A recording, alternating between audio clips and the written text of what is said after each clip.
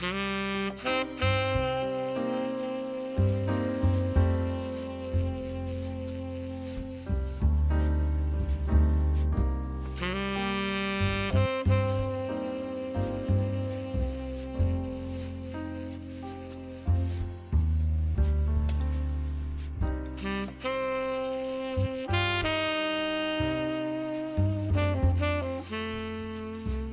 everyone.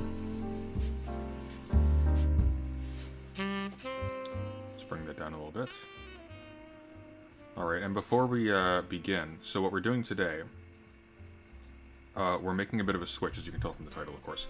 We're no longer going through climate change stuff for a little while. God, why is my gain so loud? Let's turn it down a little bit. We're no longer going through climate stuff for a little while. We're going to start doing some research into the last part of my conversation with Destiny a little while ago. We're going to be looking into whether or not there actually is a tyrannical enforcement of progressive orthodoxy or something along those lines in the universities that is oppressive and stultifying and contrary to science, contrary all that stuff. Somewhat inspiringly, a bunch of people from Destiny's community have started assembling cases already on Reddit, so we have a roadmap to go by already. So to begin with, what we're going to do is just comb through those and sort of judge them, each individually.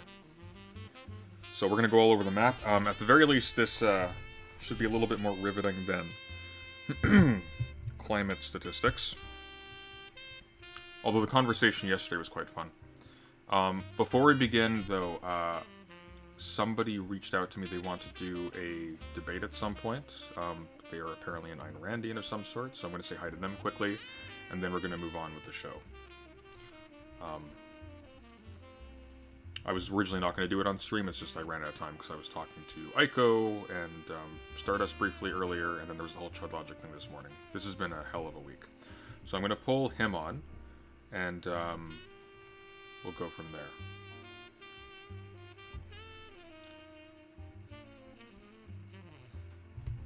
Are you ready to go? Let me pull up my chat so I can make sure I know what everyone's saying and if I've muted myself again, as I am wont to do.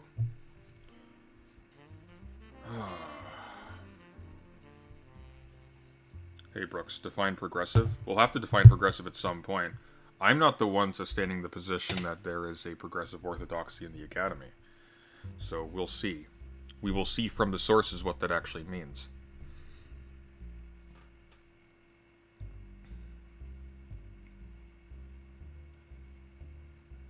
Alright, he's ready to go.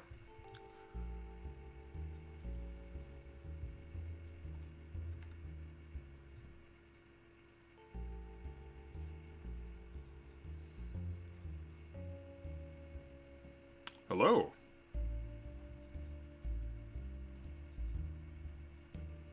I can't hear you if you're trying to talk. You might want to reconnect to your mic. It happens to me sometimes. Okay. Oh, now I can hear you. All right. Good. Yeah. Not AirPods. Not super crisp, but I can hear you technically. We'll just talk very briefly, so it's not a big deal. How are you doing? Doing pretty good. How are you?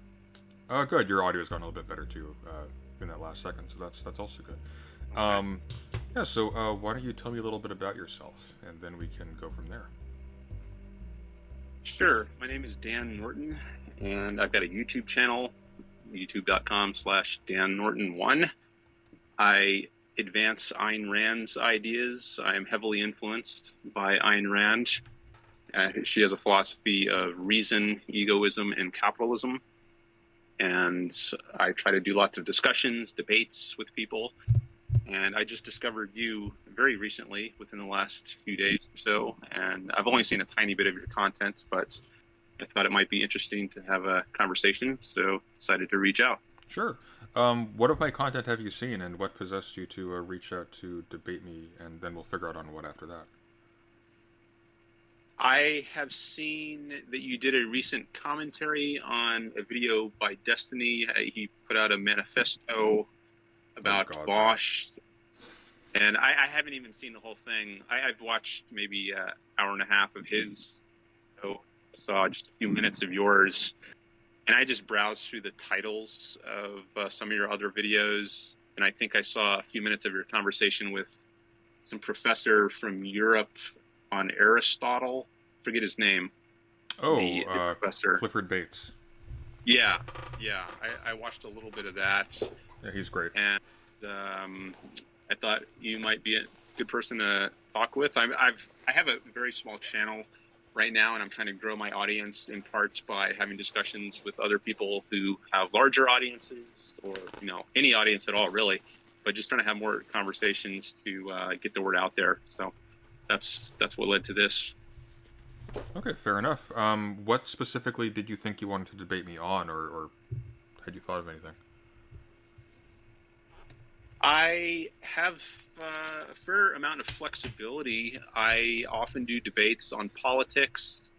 So politically, I am pro-capitalism, which I take to mean a complete separation of government and economics. A lot of people will call themselves capitalists. I think I even hear people like Destiny or Econoboy refer to themselves as capitalists or pro-capitalism sometimes, but I would not consider such people to be pro-capitalism, because they allow for and think is good to have a significant amount of government intervention. I favor a complete separation of state economics, so there's going to be no Social Security, no welfare, no Medicare, no public education, no regulations, no taxes. It's a very radical view. So I'm guessing that we have quite different views on that. So that's one topic we could debate.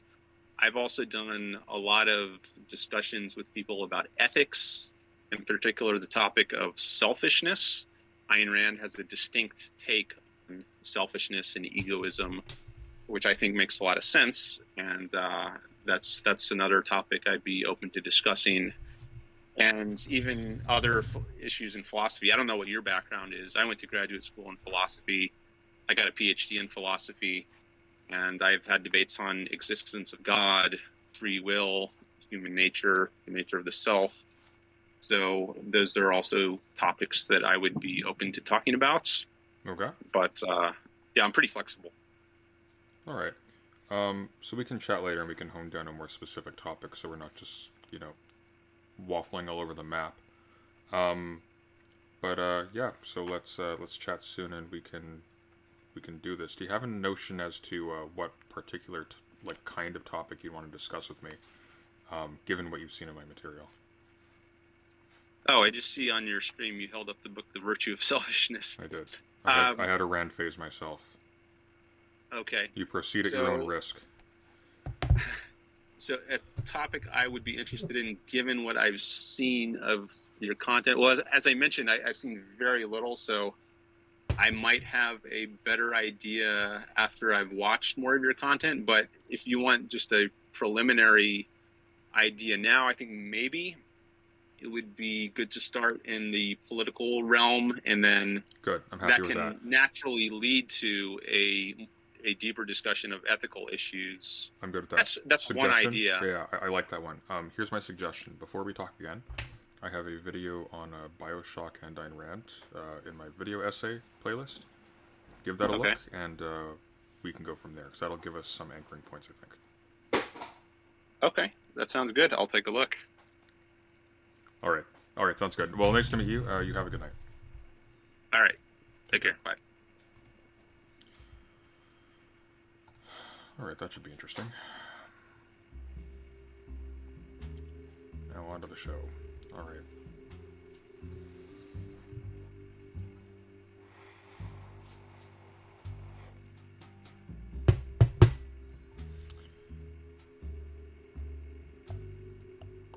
Okay, so I think the first thing we'll do is we'll actually look at the...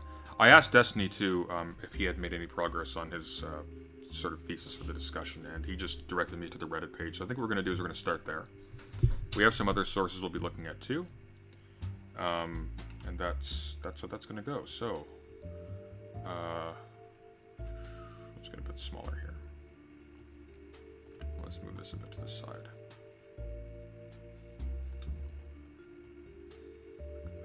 There we are. Oh, don't want Discord up, do we? Okay.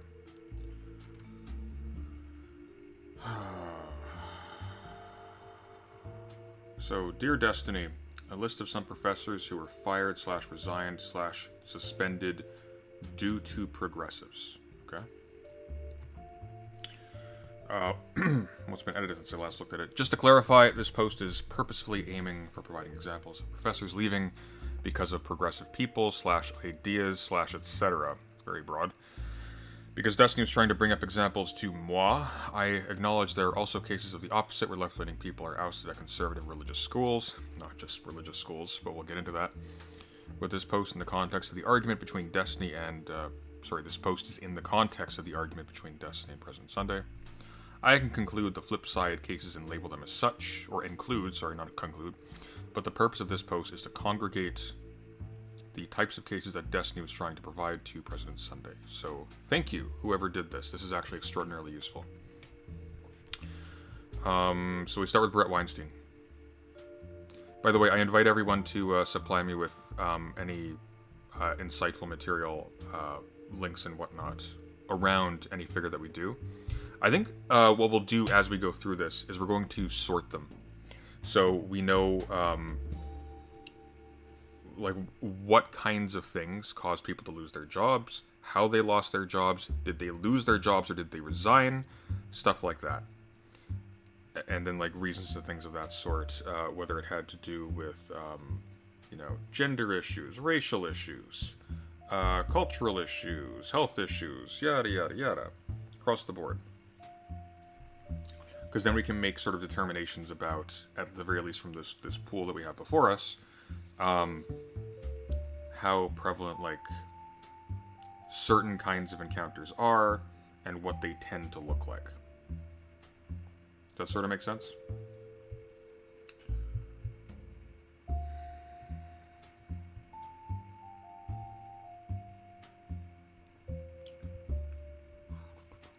Also, you need to go over that Harvard survey.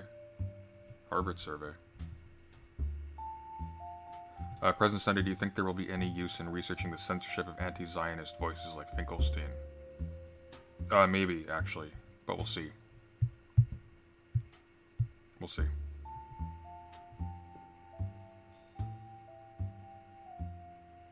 Okay. So, I guess, I'm wondering, do we go through these in order? Oh, Stephen Sue. Remember that one. And Peter Bogosian is going to be an interesting one because he's complex. I was not a Peter Bogosian fan for a long while. The first time I heard of him was with that embarrassing street epistemology thing. That was always a source of very mild friction between me and digital gnosis. I consider it abusive. It's like an internet atheist variant of what Mr. Girl does. But, okay, I guess just the one source there for Chris Weinstein. Let's see if there's anything else down here that they supply. We'll do Weinstein first.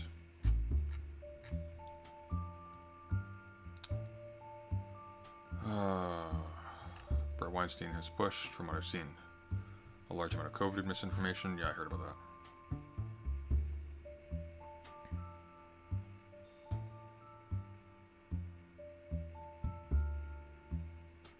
Alright, let's open her up. So we'll copy that one, and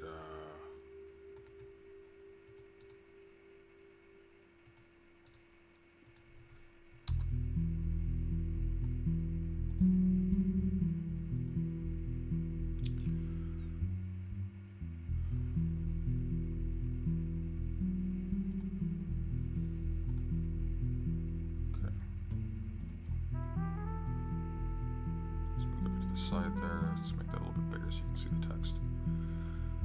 Okay, what are we looking at here?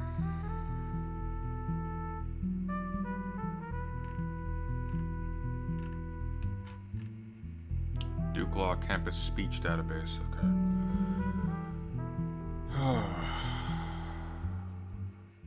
Just turn the music down a little bit.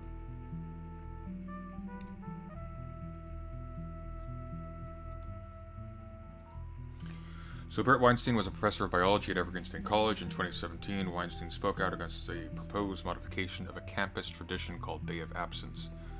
For many years, students and faculty of color observed a day of absence by meeting off campus to discuss campus issues and how to make the college more supportive of all students. In 2017, however, organizers wanted white people to stay off campus on that year's day of absence, which is profoundly stupid. Weinstein opposed this change, and he posted a message on a campus email list in which he objected to this proposal. Weinstein also spoke out against a recommendation on faculty hiring by the college's Equity and Inclusion Council that would require an equity justification explanation for all hires. Okay. Weinstein's positions on the day of absence and faculty hiring led to massive student protests and confrontations between Weinstein and students. Later, protesters took over the administration building. Weinstein's case became a cause célèbre for conservatives lamenting the state of free speech on college campuses. In July 2017, Weinstein and his wife, who was also a faculty member at Evergreen, sued the college for $3.85 million, alleging the college failed to protect its employees from repeated, provocative, and corrosive verbal and written hostility based on race, as well as threats of physical violence. In September, Evergreen settled with the Weinsteins, agreeing to pay $500,000 without admitting liability. As part of the settlement, Weinstein and his wife resigned from their faculty positions. So they weren't squeezed out. They sued the school, and as a condition of their settlement, they resigned. That's what I'm getting from this. This was a decision that they made.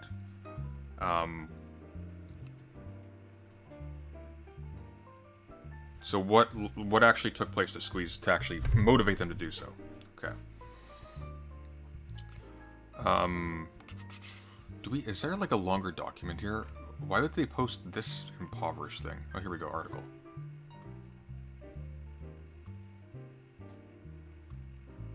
CC record. Okay. This is from 2017. Students demand firing of Evergreen State professor. Police chief urges him to stay off campus for his safety. Supporters say he's the one upholding principles of equity. So students demand firing of Evergreen State professor. Why? In the heated debates of campus politics these days, it's not unusual for some groups on or off campus to demand the firing of a faculty member, but the rancor at Evergreen State College over the last week stands out. There, a professor whom some students was told by the campus police chief that, out of concern for his safety, he should stay off campus for a few days. He did, teaching a class nearby in Olympia, Washington, and is not sure when he can return to campus. The professor's critics say he's racist, and groups of students have been holding demonstrations, sometimes turning into marches across campus and impromptu searches for the professor. They have been chanting that racist professors must be fired. So, biology professor is the main target. It's the faculty member who moved his class off campus. Fire Brett graffiti is visible on campus, but students are also demanding the dismissals of one or more police officers at the campus police sell all of its weapons and various other police changes.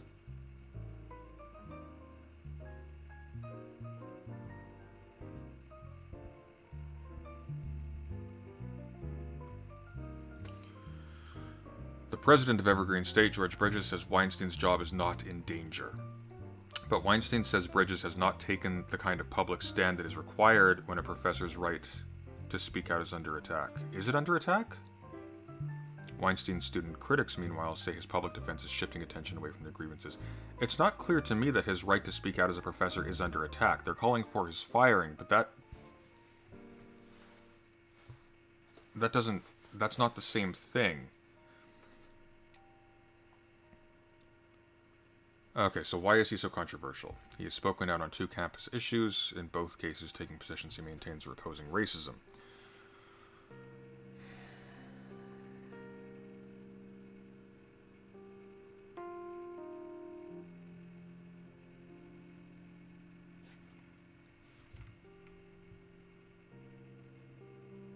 His brother denounced him recently, Weinstein? I heard about that, actually. I heard about that.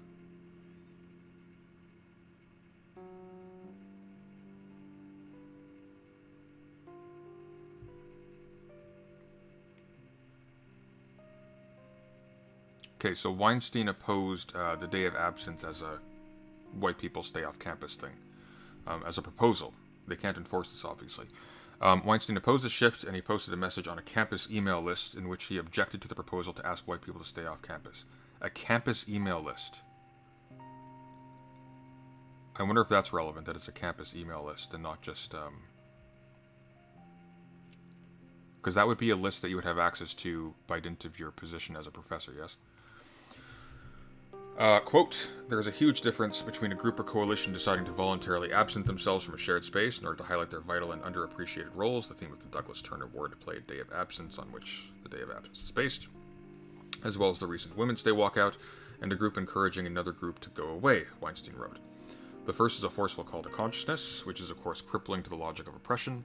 The second is a show of force and an act of oppression in and of itself. I don't like it. I think it's stupid. It's dumbly retributive, and they can't do it. Like, it's not a thing that they have the power to do. So they're relying on the campus facilitating it. So there's an element of it's just not a great look by itself.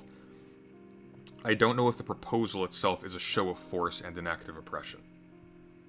Like, it's an act of pageantry that's sort of empty and vain, and they don't have the ability to enforce it. They requested the campus go along with it. This characterization is too strong.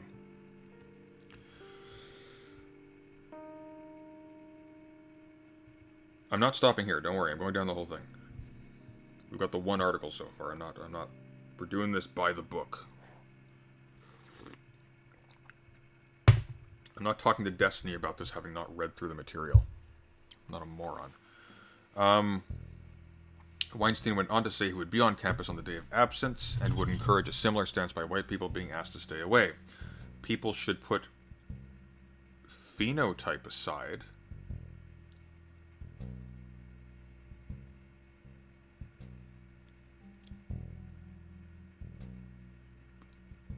People should put phenotype aside. On a college campus, one's right to speak or to be must never be based on skin color.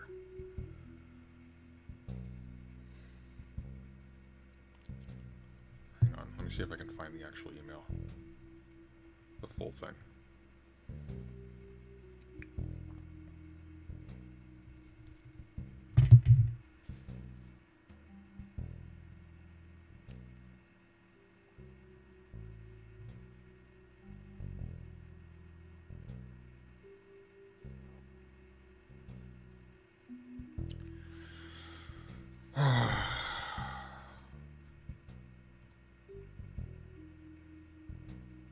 Oh, here we go, the actual emails.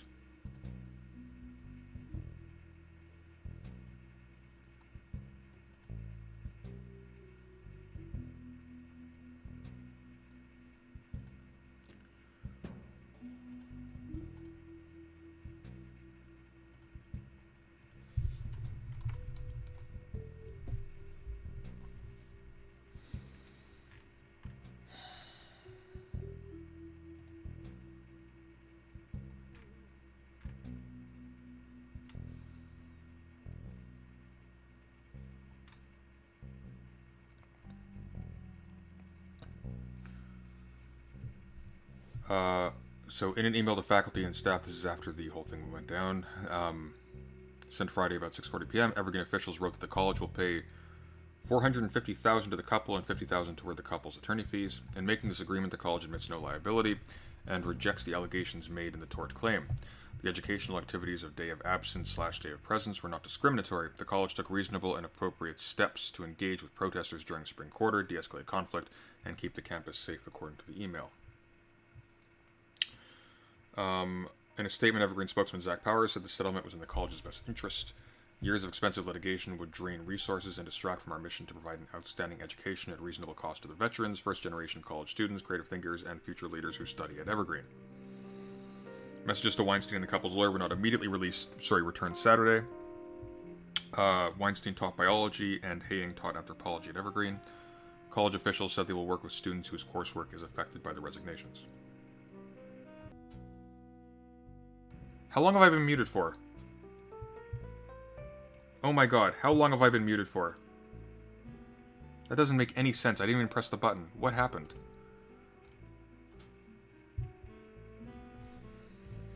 God.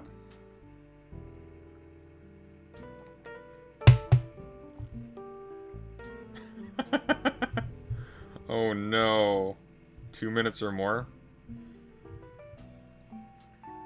God damn it. Unbelievable. I don't know what happened. I must have, when I was scrolling down, I must have actually clicked. What was the last thing I said? 5 minutes? Oh my god. Okay. Anyways. Long story short. Long story short.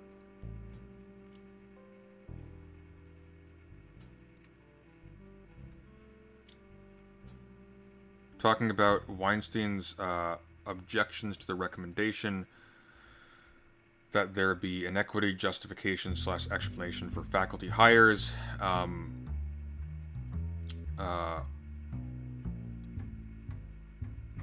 By the Equity and Inclusion Council. One of the reasons for this would be that there... Son to get 2 monitors. Yeah, that would make sense. That'd be smart.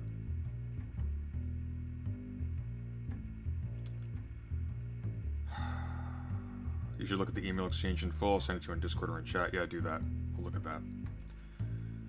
Anyways, long story short, so in addition to the email about the phenotype thing, which just is gonna hit you bad generally,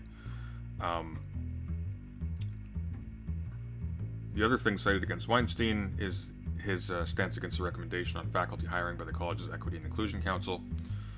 That recommendation, currently under consideration by college leaders, would require an equity justification / explanation for all faculty hires.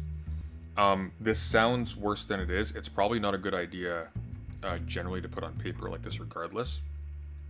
But there's always like an element of subjective justification for any faculty hire to begin with. These positions are extremely few.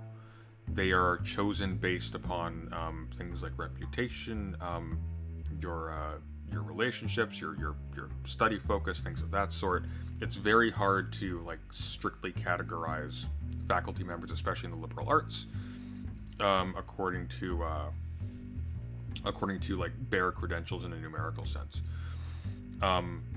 What this would be targeting is, are there people who are being squeezed out not because of the actual quality of their scholarship or because of their teaching ability, but because either they focused on subjects that are typically not treated with respect by, for example, universities will prioritize things like Shakespeare and Aquinas over things by other cultures that may have actually quite significant cultural and historical and political importance. Or alternatively, do these people have on paper, like possibly, like lower grade rankings, which can be the result of people from like certain communities that have had have benefited less from the history of colonialism, shall we say, than certain other ones. Being punished a bit more harshly by a university system that already unrealistically more or less assumes that students are not working, that they have very little travel time, that they have time in their day for not just 5+ hours of classroom teaching every single day, but also in addition extracurriculars, because that'll get you too. Between two students, one that gets all A's in all of their classes and one that gets all A's in all of their classes and had free time to go do extracurricular activities, this one's going to win. But this one might have had substantially more free time than this one, and this one's achievement might have actually been more harder won than this one's. And this person in these situations might have done much better. There's no way to tell. And given that the positions in universities for academic staff are extremely few, that merits consideration. When you have somebody who has like slightly lower credentials, but has that description, you might look at the paper, and it's always going to be subjective, and you're going to be like thinking about it more carefully than the justice of course. And they typically do, because other faculty have to work with this person, right? They're the ones who choose who gets hired. So, you might go, well, this person has like slightly lower numbers here, but they come from this and this background. There are these given explanations and these potential explanations for these kinds of discrepancies, and they have a focus that isn't treated with as much respect, maybe due respect, in the academy today. I know people, for example, who are very much invested in the works of someone like Charles Sanders Peirce, who isn't read tremendously much in academic philosophy right now, more and more so recently. But there was a time when he was basically non-existent. So somebody who has a focus on that, they might be squeezed out, despite having like fairly high grades, maybe not the highest, but just as a result, again, of like they had struggles other people they have to deal with. It gets really complicated. Obviously, a no white state is stupid. That was incredibly stupid. And one of the biggest hurdles that we have to face is there are a lot of really dumb people who get into organizing positions, who think they're the smartest people on earth, or think they have a right to simply be treated as if they're the smartest people on earth because they have this complex about themselves, who have helped create this immense optical nightmare for everybody else to deal with afterwards, and they've contributed nothing besides. This stunt did nothing but get Brett Weinstein $500,000, or I guess $450,000, and celebrity status in right-wing circles.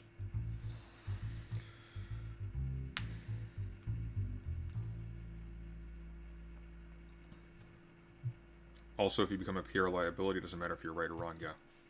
All right, let's look at this. Let's look at these emails.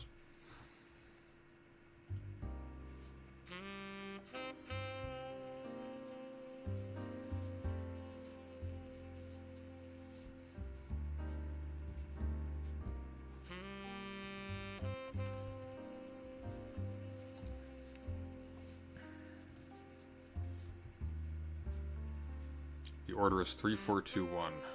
What the hell? Okay.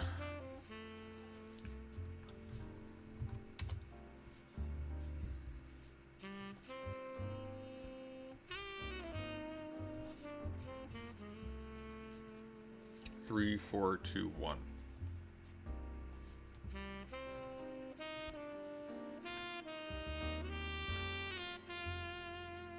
I suppose this is the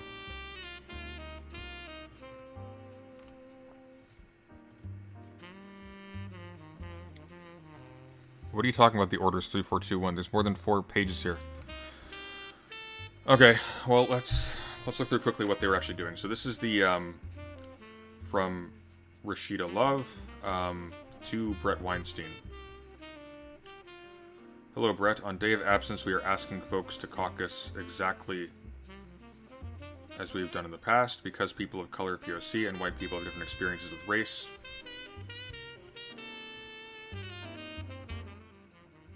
Sorry, that saxophone is driving me insane.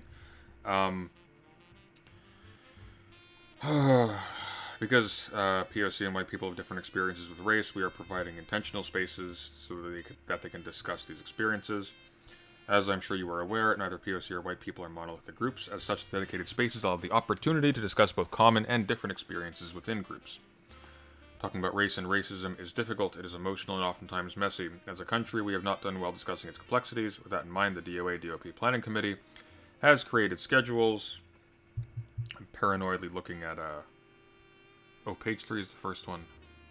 Only pages 1 to 4? Okay. This is page 1, right? Yeah, okay. That works. While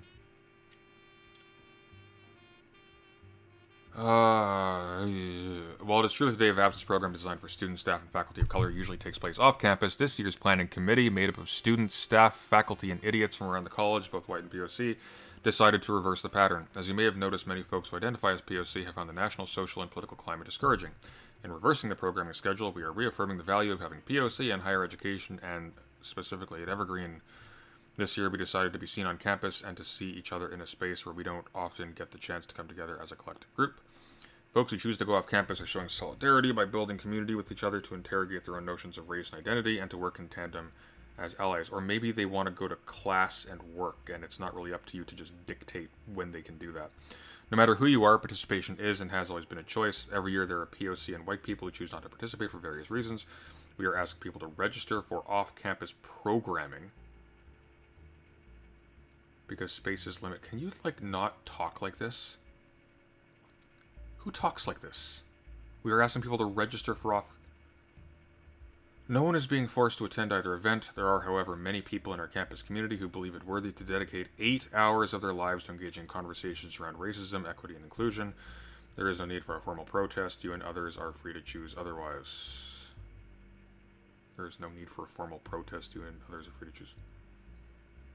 No one is being forced to attend either event.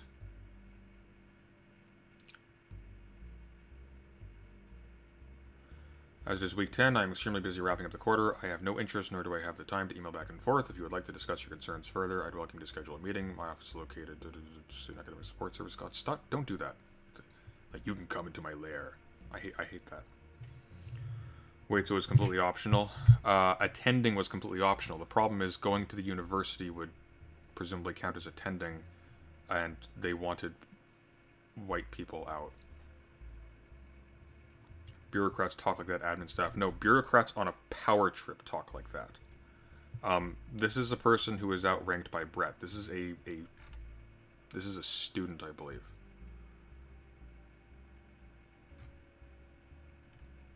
Like the office remark, that's you don't say where your office is. You don't say you can come to me, and you can appeal, right?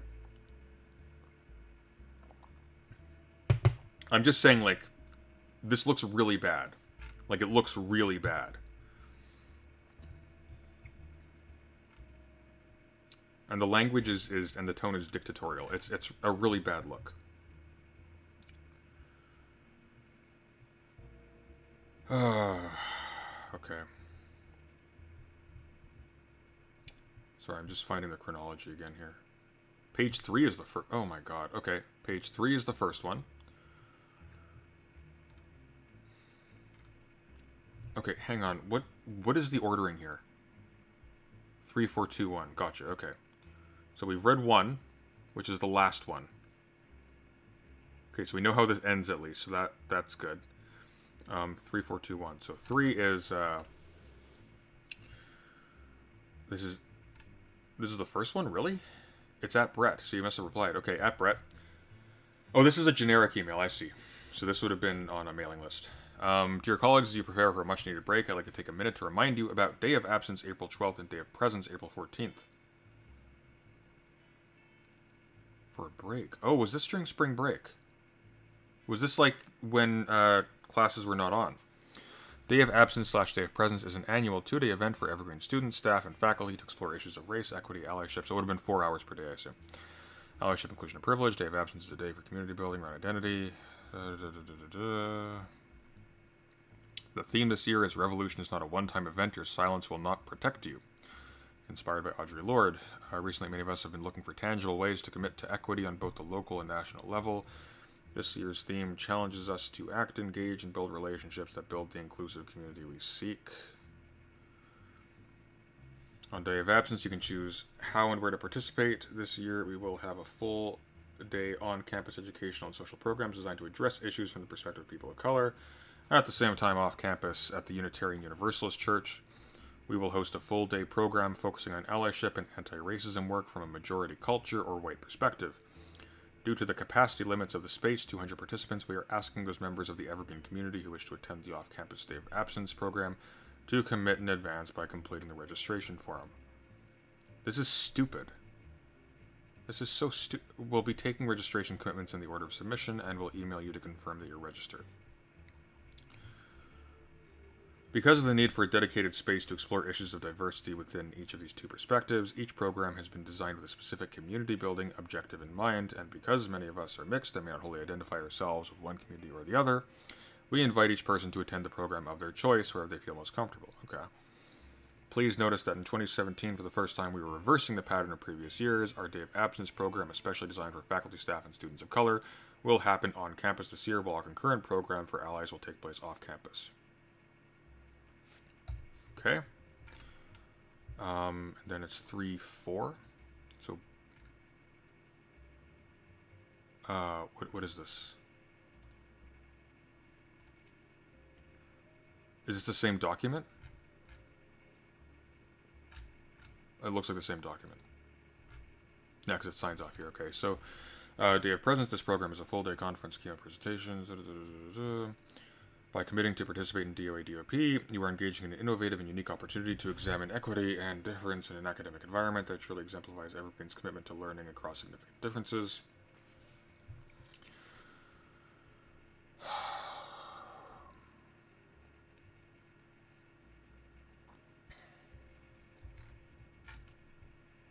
Okay, and then it's 2. This is from Weinstein to Rashida. Or from Brett to Rashida. Dear Rashida, when you first described the new structure for Day of Absence / Day of Presence at a past faculty meeting where no room was left for questions, I thought I must have misunderstood what you said. Later emails seemed to muddy the waters further while inviting commitments to participate. I now see from the bold-faced text in this email that I had indeed understood your words correctly.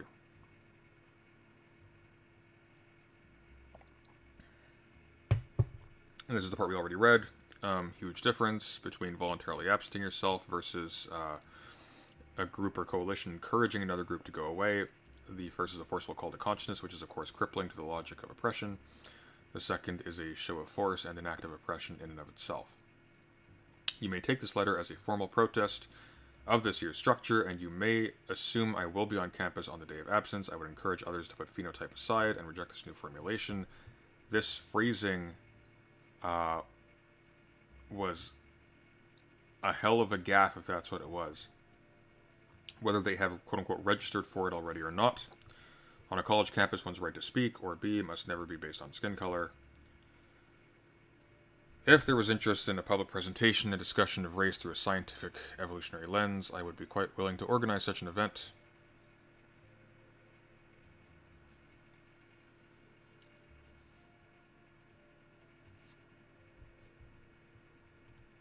Huh.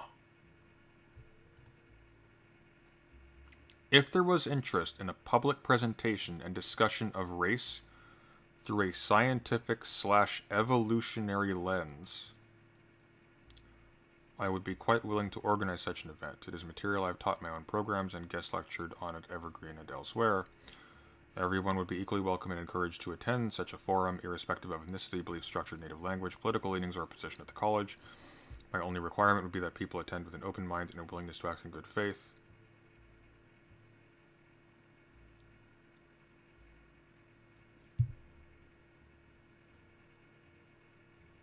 Oh, thank you, Max, for the 3 months. Fuck, they turned YouTube into Twitch. I have to do that now. This is a hell of a statement here. In context, too. See, if he was, if like somebody who had, perfectly on the level positions on this thing could say this, because you could say, for example, like, these are historic causes of, like, visible differences. The limits to which we can actually, like, assign, like, discrete categories as attempted to do by the concept of race by certain individuals. See, like someone could do that respectably, but in context, this is in response to somebody who is planning something to address the disparate experiences of white versus non-white students as a result of the historical oppression of the latter category. What this reads is like, why would you offer this? If not to sort of, nudge a little bit and go like, hey, maybe your problem is that, you just lost the genetic lottery or something. That's sort of what this looks like.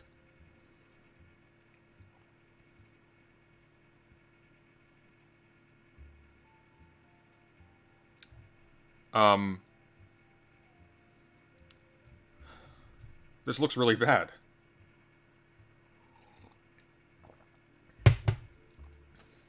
This looks really bad.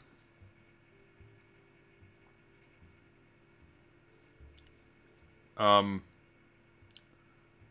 crucially, it doesn't just look bad because of the position on race it implies. It's because of how its context implies a specific position on race, which itself implies a statement that is really damning. This is, again, not in response to somebody offering an exclusive, like, say, a racially exclusive lecture on the history of race from a scientific evolutionary lens. Because then this would be an appropriate counter. You'd be like, well, I will offer a public one. And I'll do it properly because I'm a biologist. And I will, I'm not going to let this bad stuff sort of sift through, like race realist stuff and whatnot. No. He's offering the scientific/evolutionary lens as an alternative to the historical one. Weird that the article didn't show this part. Might explain why they call him racist. It actually really does. This is really bad. So now we go back to... Now, remember how obnoxious that first essay read? Now we read the tone of this with that in mind. No matter who you are, participation is and has always been a choice. Every year there are POC and white people who choose not to participate for various reasons. We are asking people to register because space is limited. No one is being forced to attend either event. There is no need for a formal protest. Others are free to choose otherwise. As it is week 10, I am extremely busy wrapping up the quarter. I have no interest, nor do I have the time to email back and forth. If you'd like to discuss your... This is actually extremely diplomatic, considering what he did in this previous email. This is a hell of a thing.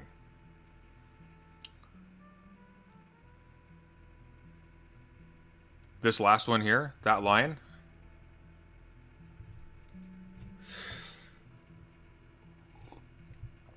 That's a bad look. That's a really bad look.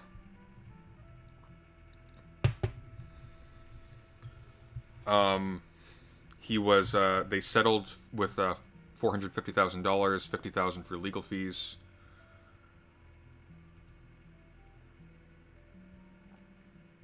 And, so during spring quarter, they were,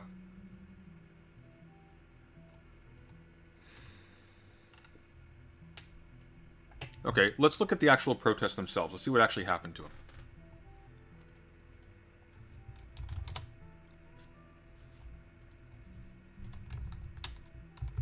I saw this when it first went down, but it's been a hot minute.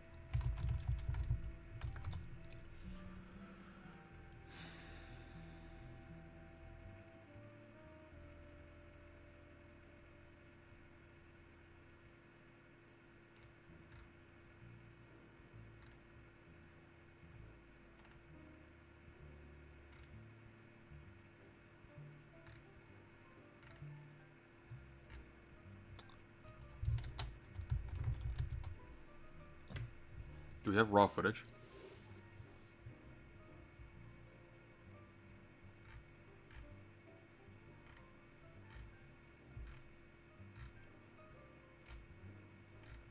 If someone has raw footage of the protests themselves, that would be interesting to see. Oh, here we go. Brett Weinstein reasons with Evergreen Protesters. This is what I'm looking for.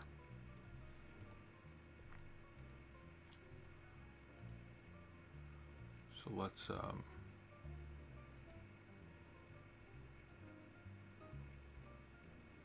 we'll open it here.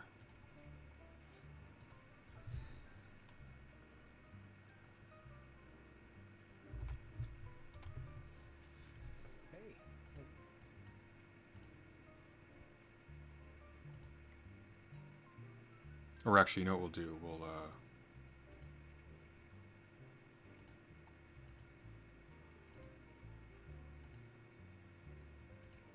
there we go. Let me know if the audio is good, guys. I got another archival document for you guys. So to put this in context, this is an audio recording from May 23rd, 2017, and it comes from the end of the day of the first day of the Evergreen protests. Now, this day opened with Brett Weinstein's class getting protested, and then it ended with a... Yeah, the protest wasn't against Brett. No, I mean, they were protesting Brett insofar as they were engaging with him at all. But in fact, Brett was on campus in protest. A very large meeting on the 4th floor of the library, and here's some footage of that. You can see how packed this room is. There's only one exit, and this entire meeting it opens with George Bridges, the president. Did Rashida resign as well? I did not see that Rashida resigned. That's an interesting point. Can you, Sirius, send me the record of that, please? Unless you already have. Let me see.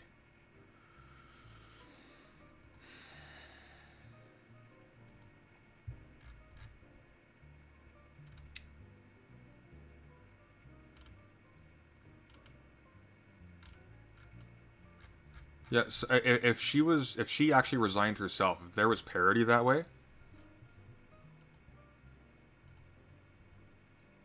Like, here's a question: were the students protected from this? In all seriousness, like you have a biology professor who's coming on and saying like when a student org for non-white students organizes a thing, which granted, like, it's optically one of the most stupid things you can do, but okay, retorts with, hey, but I'll tell you what, guys, I'll host a lecture on the evolutionary biological basis of the condition of your kind. Like, that's what that reads like.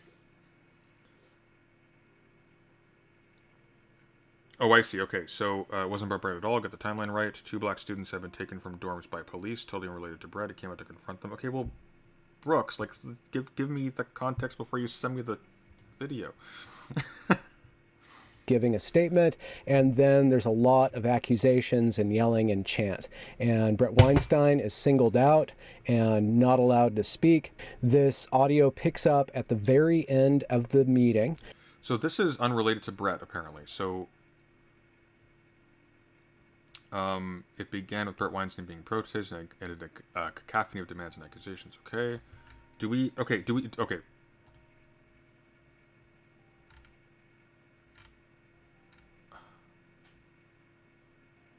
Oh, I see. I missed. Sorry. Yeah, my bad. You gave me the thing in advance. I didn't see that first. Let me see. Okay. Please read this after it's the actual timeline. All right. Let's go in order. Yeah, I see it, Brooks. Okay, so we'll close that, and we'll open that, and we'll go here. And Okay. No, I don't want. Oh, maybe I do actually. No, I mustn't. Okay. If you believe there's an illiberal trend against free speech on campus, who is this? Pacific Standard. How right-wing media has tried to stifle student speech at Evergreen State College. A slanted version of the events at Evergreen State College keeps driving the conservative news cycle, all while students suffer. Noah Berlatsky. Why does that name sound familiar? If you believe that there is an illiberal trend against free speech on campus, Evergreen State College in Olympia, Washington is Exhibit A. Evergreen became a crucible for the campus wars in March of 2017 when evolutionary biologist Brett Weinstein spoke against anti-racist protests and activities on campus. Optically disastrous ones, it bears mentioning. As a result, Weinstein claims he was targeted with physical and verbal harassment. Last September, he and his wife, biologist Heather Haying, filed a tort claim against the university for failing to protect them from harassment. Evergreen admitted no wrongdoing but settled for $500,000, and Weinstein and Haying left their positions on the faculty. Since then, Weinstein has become a poster boy for those who want to paint left-wing students as intolerant totalitarians. The couple's posture of martyrdom has also led to lush, credulous treatments in the press. Weinstein and Haying were recently photographed at night standing moodily in front of shrubbery along with other free speech warriors in the New York Times. Let's get a look at this. What the hell? No, I'm not. Yeah, keep your secrets. Here,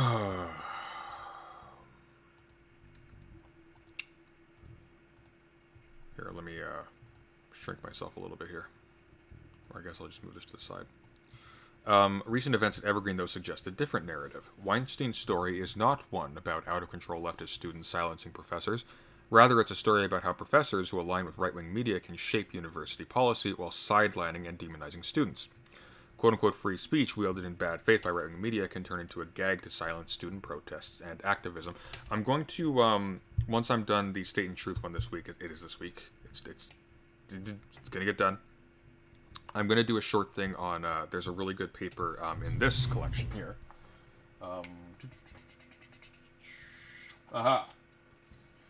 I took this class because at the time I was, this book is a compilation of essays called Speech and Harm, Controversies Over Free Speech, edited by Shauna Matra and Mary Kate McGowan.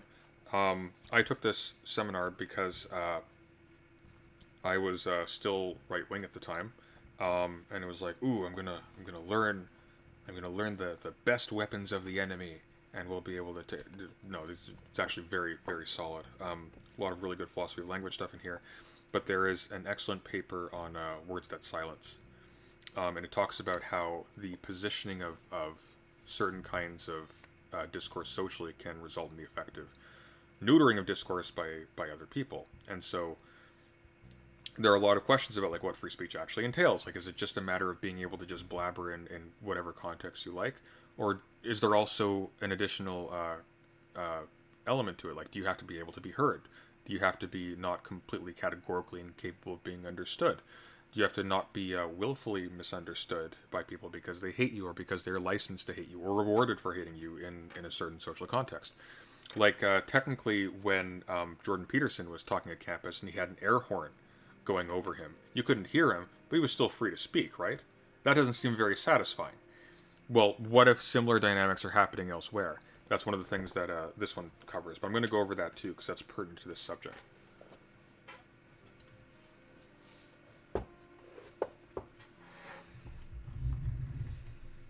Max says you can ungate the NYT article. Don't bother. We're fine. It's just a picture I was looking for. It's not important. So, okay. The original controversy at Evergreen involved the school's Day of Absence, an official event that has been held for decades. As part of the tradition, faculty and students of color would leave campus to illustrate their importance to the school and community.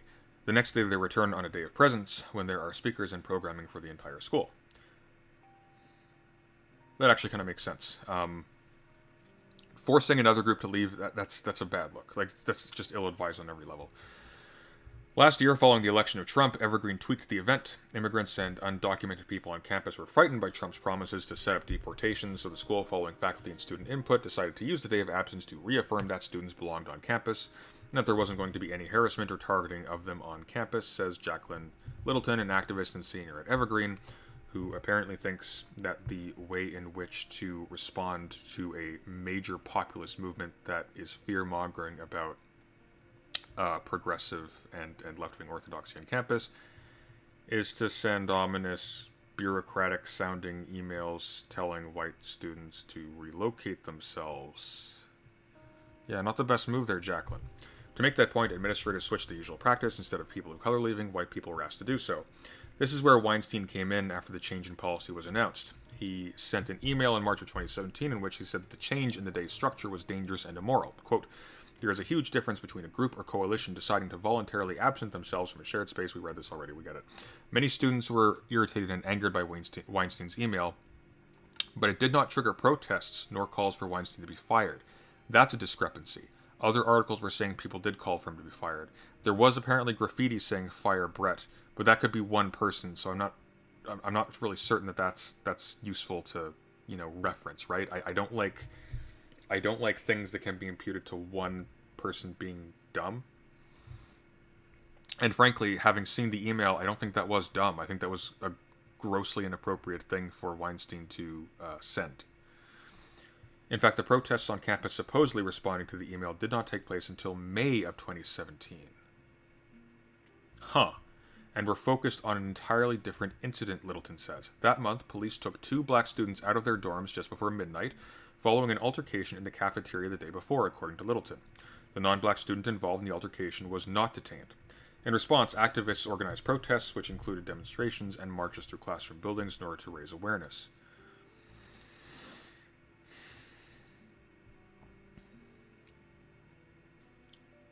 police took 2 black students out of their... Okay, I wanna see what this is about exactly.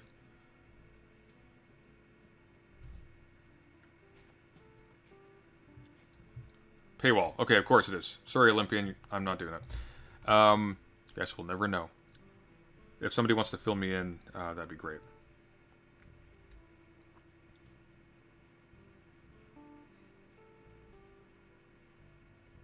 Weinstein isn't a race realist, though, or at least he denies being so. I can't see someone who's not a race realist making that comment in that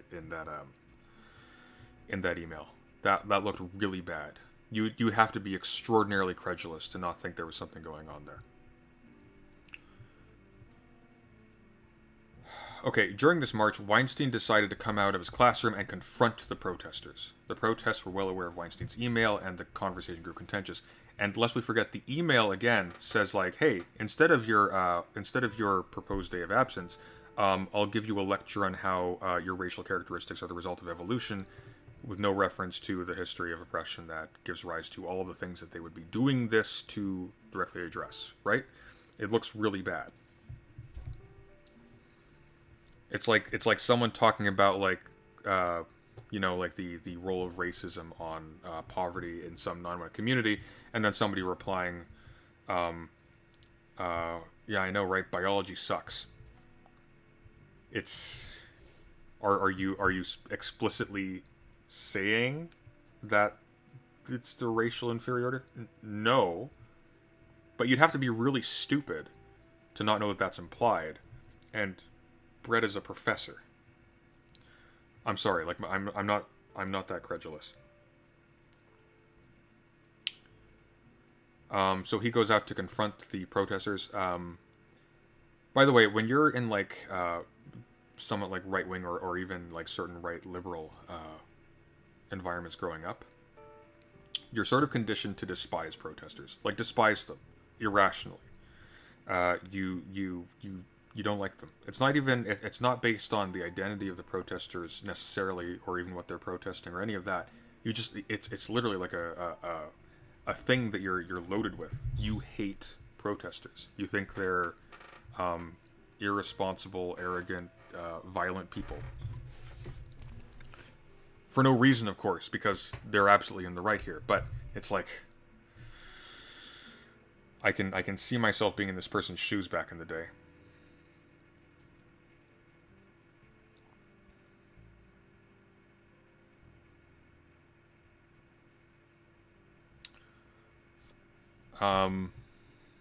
Okay, so during this march, Weinstein decided to come out and confront the protesters. The protesters were aware of the email. Conversation grew contentious. Students were especially angered when police arrived. They initially believed that Weinstein had called them himself. Since the students were protesting police bias, this was seen as an especially inflammatory move. The student protesters' lists of demands after the cafeteria incident included zero tolerance for hate crimes, free health. See, it was the police elements of that list were sold to us back in the day as being like some weird pretentious thing, like the list of demands to a college. We want total societal revolution. It's like, you're not going to get it. We just run a college. But in context, this is directly addressing the police, because the police pulled 2 students out of their dorms in the middle of the night.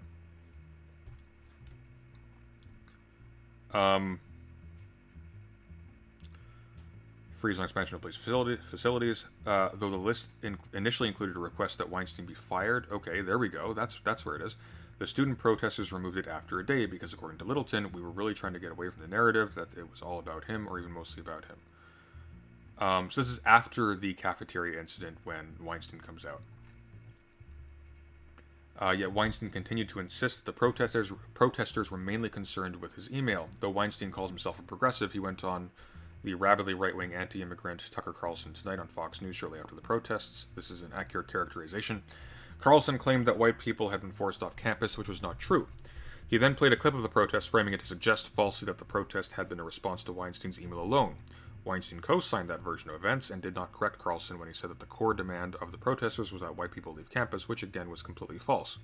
Participation in the day of absence was voluntary, and student demands did not include any discussion of forcing students off campus.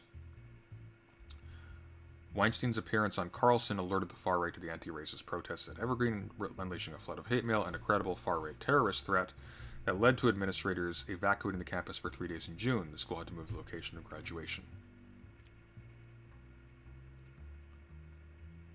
Weinstein also tweeted a picture of college students who he claimed were involved in violence. For example, he claimed that students with bats were roaming campus and used as evidence a clearly staged photo unlinked to the protests with no evidence that the students pictured were involved in any violence. The fallout for these students was intense. One student, who was asked to remain anonymous to protect their safety, said they started receiving death threats from people who knew their address. They had to move 3 times for their safety and eventually left the state, they said. Later, the student was diagnosed with PTSD. That makes sense. Narrative surrounding our goals and actions has been so horribly skewed, I don't know how to begin addressing it. Now, there is a problem here in that I know from experience, different university, of course, but I know from experience that a lot of people who take part in, especially college activism, they don't know how to strategize, and they don't know how to discuss plans critically in a way other than just sort of blindly supporting them and or quietly dismissing them using institutional positioning. So it's very difficult to have conversations about optics and things like that without the people who came up with the plan getting extremely uppity about it and sort of putting you as being antagonistic towards you. As a general rule, like, everybody's sort of aware of this. We see this replicated in Discord communities all the time. And it's not just a left-wing thing, to be clear, either, but the stresses on different things.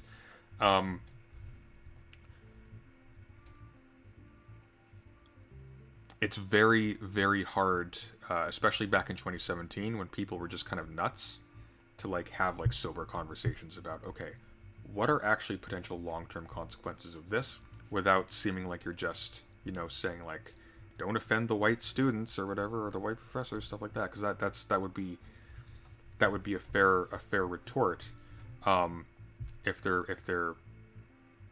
were literally just saying, like, don't be too annoying or whatever, and that was it. But it's like, this can be spun.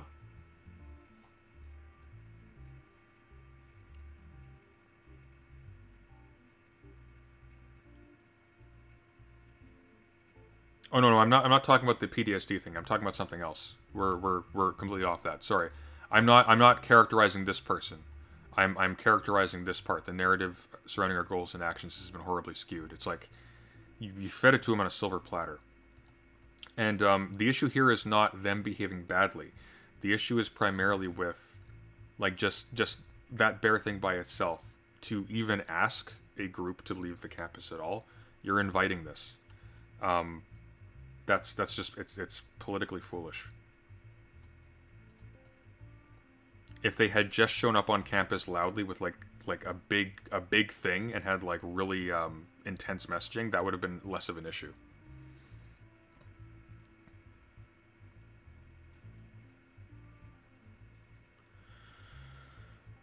The Weinstein controversy has also had permanent effects on the college itself. In 2018, Evergreen decided to cancel the day of absence. The official statement said the event was cancelled because gross and deliberate mischaracterizations of the event in 2017 provoked political threats against students, staff, and faculty. In short, encouraged by Weinstein, right-wing hate-mongers were successful in their effort to shutter an anti-racist event, all under the banner of defending free speech. Okay, let's look at the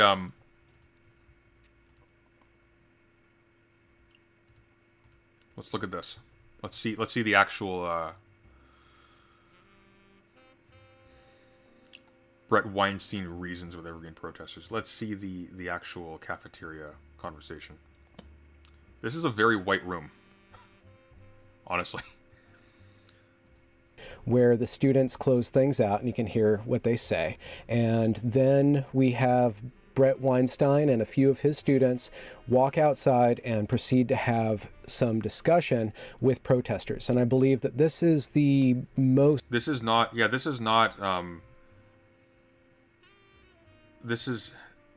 has been characterized as, like, these are the people who want white people off of campus. There are a lot of white students here. That's not what this is about. Salient back and forth to occur between Brett and the protesters. And I think because it's more of a dialogical format, they get to show exactly what their ideology is about and how it's founded on an extreme form of racism and anti-reason.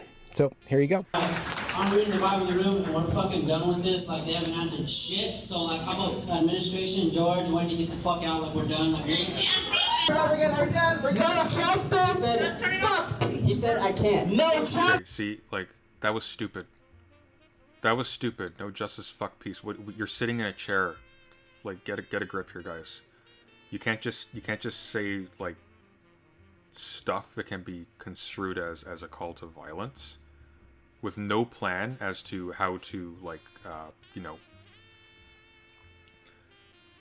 like, there is a way to make that exact same statement without just looking like you're somebody with no investment in the longevity of whatever it is that you're doing. It looks bad, and it only looks bad. Like, you can make this as a powerful statement, but you need to contextualize it more than just, like, what do you feel like powerful with, like, the air horn or whatnot? Like, just or the megaphone? Just, it doesn't work. Justice for peace. No justice for peace. So against the police, this makes sense. Against Brett, this is a mistake, because at this point we already know that he's able to spin this and is willing to spin this. No justice for peace. No justice for peace. No justice for peace. So you have a general audience that hates protesters categorically, and is seeing, like, you know, like, little nicely dressed professor just trying to gently reason with the people he just told in an earlier email, which is why they're so hostile towards him, or heavily implied that the issues they have are downstream from racial characteristics of them. You know, talking to a crowd of people who will not give him a word and are just, like, brute forcing his silence. This is what it looks like. Audio and video aren't from the same source. I know it's not a protest against Brett Brooks, but they're addressing Brett.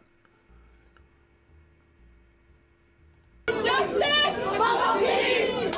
Fuck you, George. See you way out. Hey, fuck Brett too. He's not to get fired. Fuck you, Brett. Get out of my face. Oh, I see. So administration George is somebody else. Okay, that's good. Get out of our safe space. Safe space was the worst. That was the worst term to come out of this.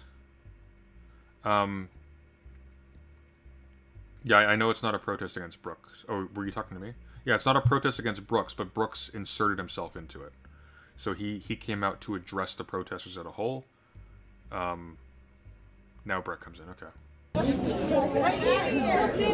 all you others. Sorry, I wasn't yelling at you, Brooks. It's just like, it's from the constant talking. It's like, Perpetuating white supremacy and racism, you guys get your ass out of here too. This is college. No, state of equity, the real one. Okay.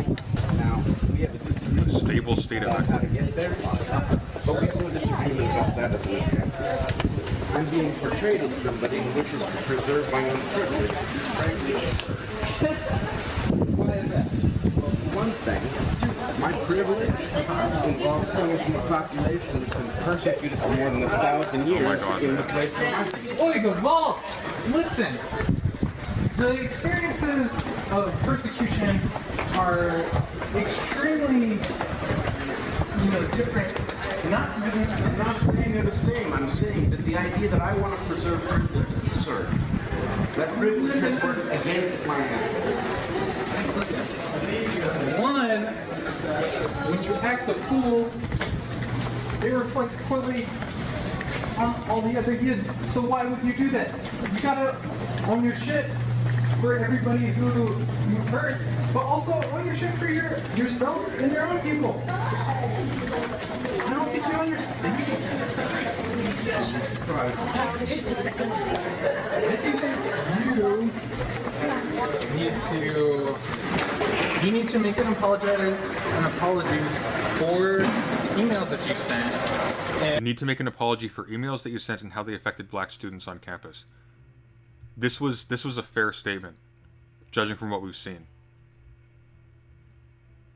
That's actually reasonable. And how they affected students on campus. So how this has been spun is he needs to make an apology because he objected to the walkout, but that's not why he needs to make an apology.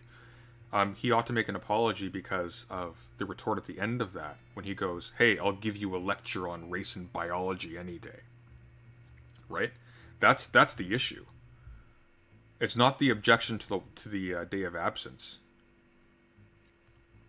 Because regardless of what you think the truth in those emails were, those emails had a very direct effect on people, and you need to own that. Also, the person he's talking to is an idiot for other reasons, but look, as we just saw. I believe I've heard what you have to say. I don't believe you've heard me. I just think you come in and comment. Okay? Those emails do not say what you think they say. Then why is there this pervasive feeling on campus that they do? Well, you have studied your history, and you know that there are processes that take people over, right? There are things that happen at a witch burning, there are things that happen at a lynching, there are things that happen... Do you think this is a witch hunt against you? Well, I think this is a witch hunt, and I think I am the designated witch for the night. So this idiot on the right here, who's we don't see him, of course, or whatever they are. I don't know if you caught that earlier, but there was an anti-Semitic slur he used against Weinstein. That was so stupid. That was so stupid. But the complaint was on point. The email so far is what's been focused on.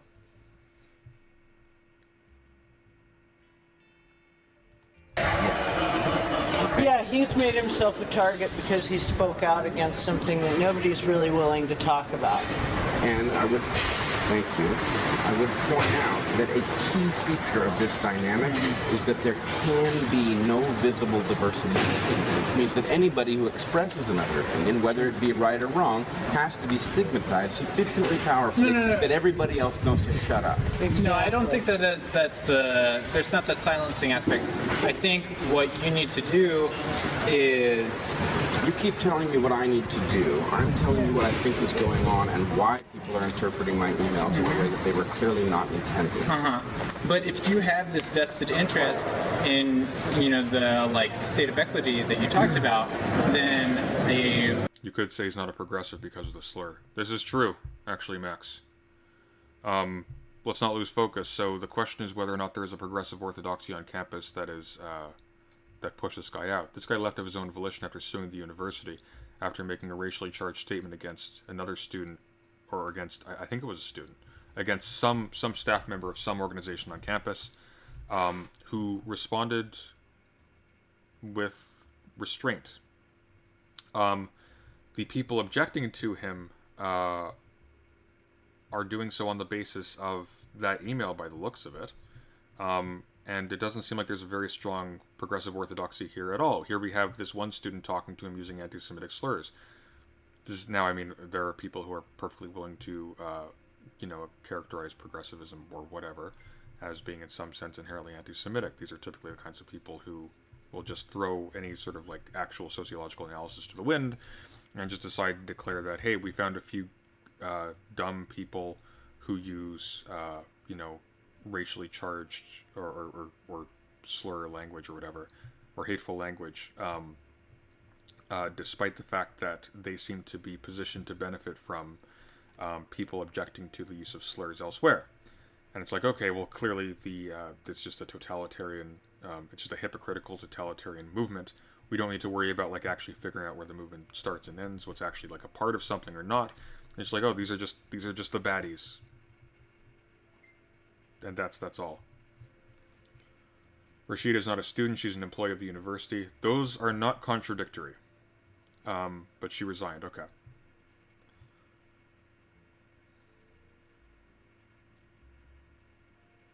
The most progressive ideology in the worlds are anti-Semitic? What? I don't know what you're talking about. So the student's intentions are suspect based on that dog whistling alone. The point, though, is that this person is not up against progressive orthodoxy. This person made a highly racially charged comment,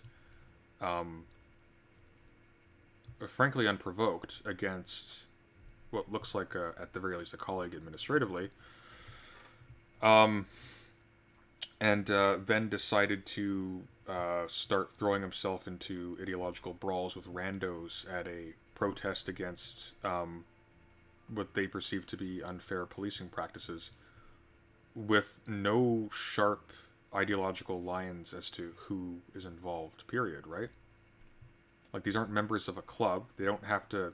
They didn't, like, read the Progressive Catechism and then sign up and get baptized. These are just people who showed up to talk.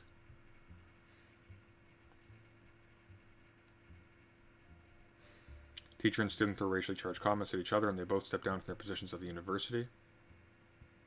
That was a joke, the anti-Semitic thing? Oh, I see.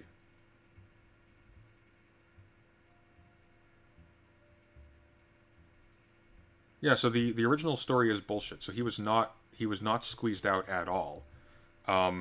He played the victim despite really being the aggressor. It doesn't look like any students were actually pressured to leave campus. It was only asked. It optically looked really bad. They shouldn't have even done that, but it doesn't look like they actually did anything wrong. And at no point was Weinstein prevented from doing his job, from speaking. He's speaking here, for God's sake. Like, he's not being kept from speaking. He's interfering at an event. People are telling him that they don't like what he's saying and he should go, but they're allowed to say that too. I mean, if he said, like, the protesters should go home, is he violating their freedom of speech? No. Of course not. Positive gesture towards that end would be to at least try and do something to, like, mitigate. Can I ask you a question? What? Put yourself in my shoes for a second. Imagine sitting in that room, listening to people chanting. What did you do? You laughed the whole time. I did. I laughed? You didn't give a shit about anything. He didn't. He never laughed at all. You don't know me. I fucking saw you. Okay. You were right in front of me, dude. Okay, you think you know what you saw. Oh, dude, you're gonna use your rational bullshit. Fuck you, dude. And you're going to be irrational about it. Probably. Well, then there's no resolve. If somebody is going to be irrational in their emotional response, then there is no way for a discussion to be had. So people's emotions don't matter. Actually, they do, but if you keep them under control, then you can actually do something to circumvent that. What are you saying? Also, all the white people that want to like talk at him, like he's not disposable to you. You're white, he's white. We're through it together, so don't be like reactionary about it. Like you're not doing shit. Well, the first thing is I would like actually to be understood for what I actually am, whether that's right or wrong. And the fact is, this climate does not lend itself to that. And it's not healthy. It's not. Frankly, you cannot have a college that functions this way. You're at a protest. You're not in your classroom. You could. Protests do not undermine the function of a college. I understand. You can't have a society that functions this way. That's absolutely right. And the college is actually essential to society, and it's coming apart at the seams. That is not true. And I'm not saying it's coming apart. Not in that way. A university is essential to society in that it produces and trains, I guess, experts for specialist roles, or specialists for specialist roles, which the bureaucratic state requires, and which, you know, like how any sort of modern administration works, or the technical requirements it has, like that. That's why. It's not central to society because we're just one protest being canceled away from being ruled by philosopher kings. That's not in the cards. Over nothing. What? Baruch Hashem, let society fall. Well, let society fall. You can't have society fall on a world with 400 nuclear reactors that have to be managed by somebody every day of every week. Society has to deal with its shit, no question, but it can't come apart. We have to deal with this properly. Stuff at stake. Take pieces. Society comes apart. 3 billion people are going to starve instantly. They're going to starve to death instantly. You don't want that. I don't want that. What do you think about letting people of color ask white people on campus? Wait. Say that again? So you were the person that said that like full color shouldn't be asking white people to leave campus for day about it.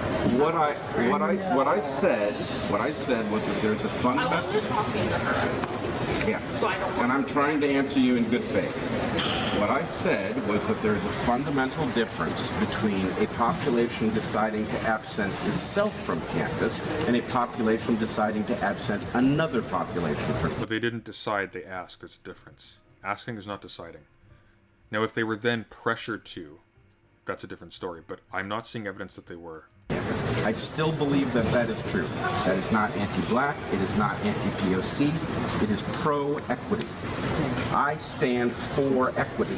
Nobody understands that because they've read those emails through a particular lens. You are looking for evidence of I don't think you racism. understand what equity is in the context that you're using it. It sounds like you're talking about equality. You use the word phenotype in a biological way, which actually is not how race works. Wait. I know a lot about how race works. I know that race is not a legitimate concept, but I also know that population is a legitimate concept. Race is the bastardization that privilege has used to distort population. Yes. But you understand that historic. Oh, I'm so sorry. I don't think you really understand. Like, you seem to understand like some concept that okay, what I say is legit. I honestly think that you think that you're actually talking in an equitable way. Wait, say it again. I think you actually think maybe sometimes you talk in an equitable way. An equitable way. Yeah. Guys, think before you speak. Jesus Christ, you're not coherent. You know. I have a fundamental belief that it takes time to to understand each other. Okay, well, and that if you did understand what I was intending to say, that you would find me equitable. I really believe that. But we can't get there instantaneously. Okay, so, but the thing is that for the entire fall quarter, yes, I watched. Okay, crucially, so the issue is the email. It is that line. That's what we're getting from this. That's what was on the minds of the students. It wasn't everything else. That was an addition, sure, but the main thing seems to be the emails. These are two different students now who brought this up. You know, I had to put in a filter at some point, like, okay, Kurt Weinstein emails go over here. Sure. Right? But I still went. Okay, well, we're doing a research stream for something else. Spoke too much great while it's frustrating. Every single time you said something, you had students, you had faculty of color or faculty, women faculty, tell you maybe you're wrong, right? So why did you continue?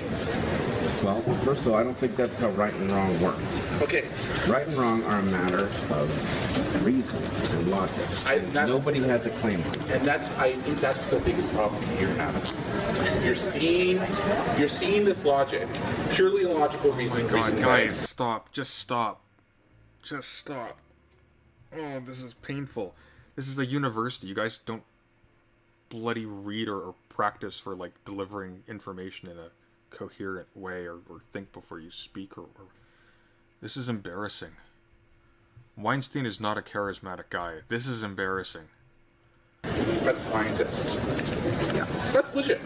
Well, like, surprise. But we are on a liberal arts campus. Hey. Never respond that way. Never go like, well, you're being logical and reasoned, but this is a liberal arts campus, so you know we just tie-dye shirts and smoke pot. It's like, fuck off.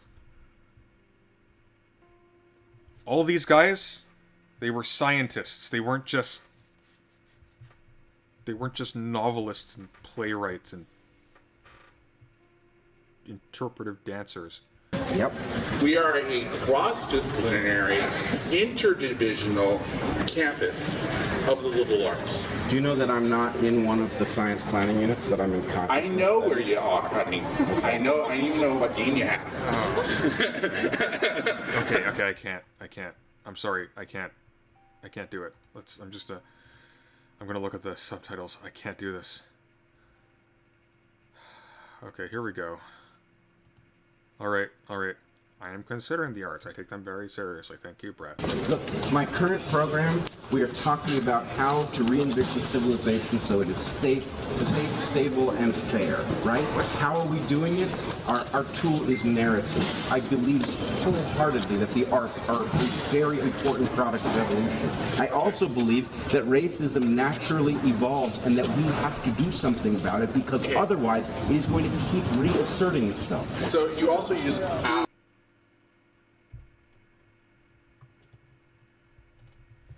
So race is not a legitimate concept, but racism naturally evolved. What does that mean? Can somebody get me whatever this project is that he's referring to? Does anybody have a record of this? Like, just as a political scientist, like, red flags are going like clown hair out my skull. So I wanna see what this is so I can go through it at some point. Our racism, our stuff, our everywhere. What his definition of our is? What is our, honey? Humans. What's your definition of our? Why do you keep on saying our, not I? Frankly, I have to think about what I said that has our. I don't exactly remember, but I would imagine that if I was speaking of our, I'm talking about humanity. Okay, so then... No, talk about white people, because don't How do speak you talk about yourself? He does. What you said. What you say. Yeah. Does it harm people? I'm right here, I can answer that. Is it a construct of violence? Because if people are telling you that we are being neglected and that you are harming us, it means you're harming somebody. It doesn't get more complex than that. I mean, I think it does. It doesn't. I think it does get more complex. Okay. Look, you are in a system that does harm consistently. I am a part of that system. I understand that. Now, whether my words have a consequence that does harm, I can't control. I do know that the intent is not the one that has been read into those emails, and that if you Keep your words away and stop with the words. Right, I think you need that. Yeah, You like- need to understand that your intent, if it affects people, you just shouldn't say anything at all. I'm not telling you that I'm not in a position to control my words. I'm telling you I am not in a position to control how they are interpreted. Then you just should, if they're interpreted in a bad way by any person, you need to recognize, and it's not just one person, that's the issue. It's a lot of people that are... That's a fair point. Like, if the error is on his end, he's the one who needs to remedy the situation by providing clarification if indeed he was wildly taken out of context. But he hasn't done so yet. Like, he could do so now. Like, hey, this is what I actually meant. Sorry, guys.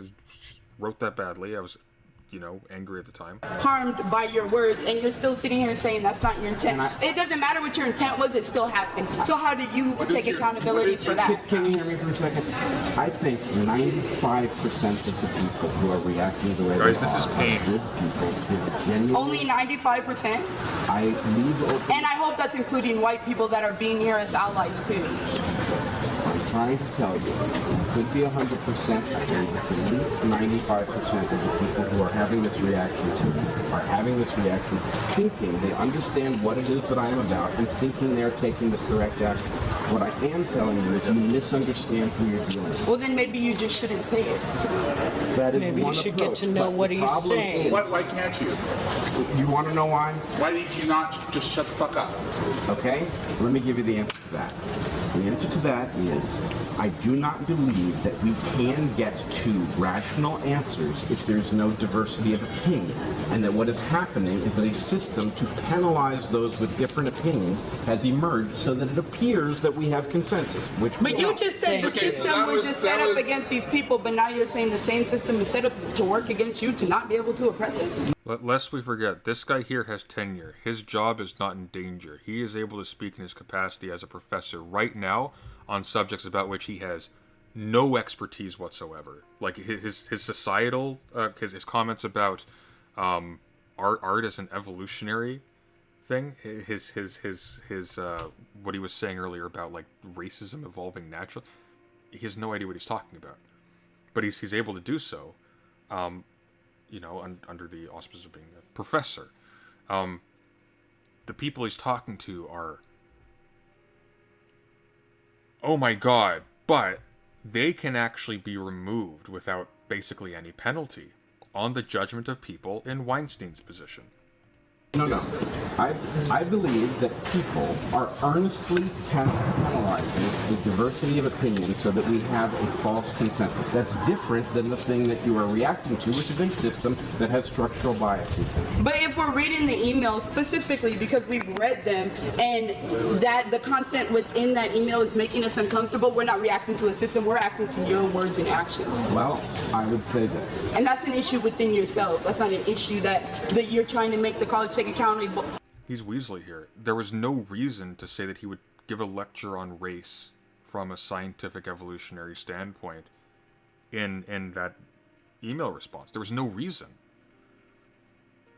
It wasn't prompted by the discussion. The accountability for you, and they do need to take accountability, but not in this pretense of this is your actions and your I don't think it's that simple. That's when you listen and Yeah, Weinstein was the one who said racism evolved naturally.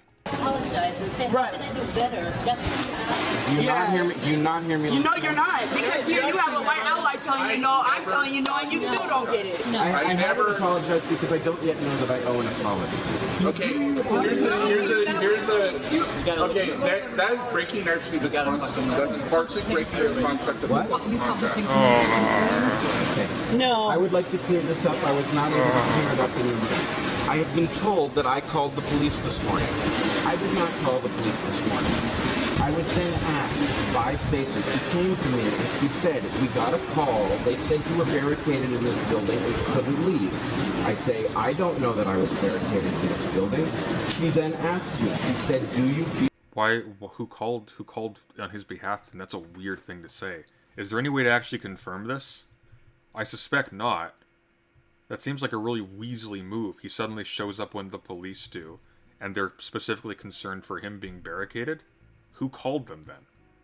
Feel threatened. I said, no, I don't. Are we gonna say that the protesters called the police on themselves to save Weinstein?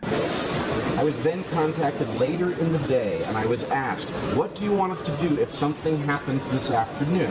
And what I said to them is, I want you to be very careful not to send the police unless you believe that people are going to be injured. And then I told my class, I have told them this. I have told them to be very careful not to call the police unless they think people are going to be injured, and that I will not hold it against any student who decides that they cannot stay here under those conditions. And every student stayed. So you put it into the heads of all of your students unprompted because there was a protest going on in the lunchroom. Hey guys, don't call the police unless you think people are gonna get hurt.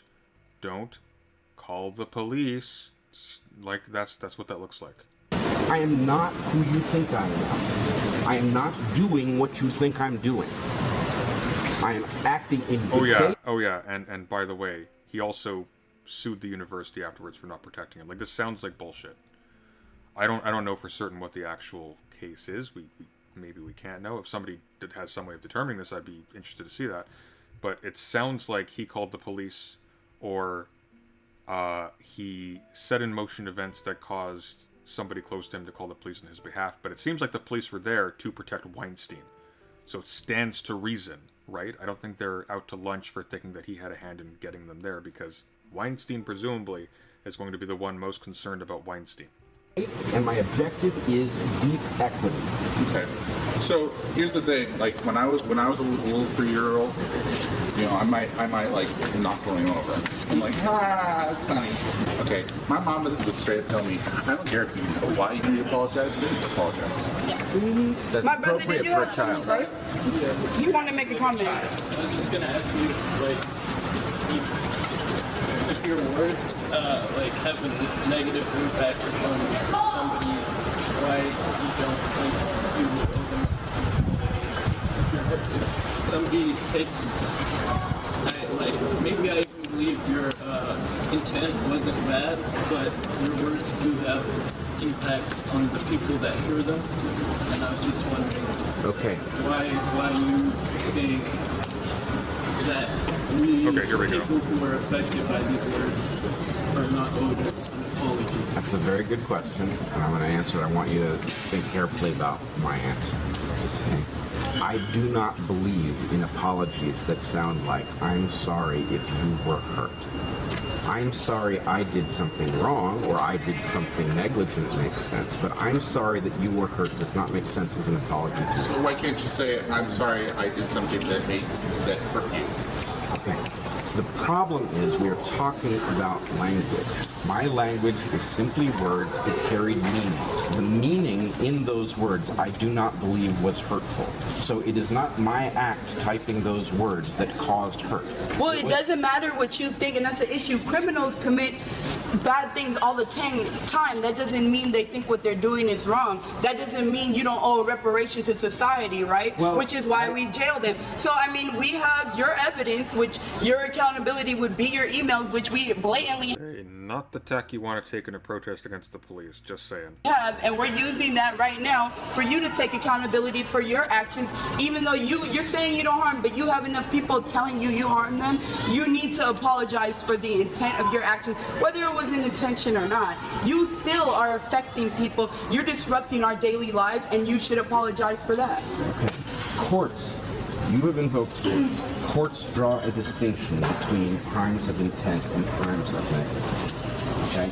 I did not commit an intent crime. My objective is equity. I believe we share that. We disagree about how this calling should function in order to bring that about. Well, I don't think that's unhealthy. But if you're talking about equity, how come equity is only, why is equity only about when white people get to speak, and equity doesn't concern people of colors and the way we feel harmed? I don't know why you think I think that. What you're saying, I'm just repeating what you're saying. Well, first of all, you should understand my current program is about building. Here's what you need to understand, okay? If you're going to challenge a professor and there's a chance that you can be recorded, you had better know your stuff and you had better be prepared to deliver it, because you will be eaten alive.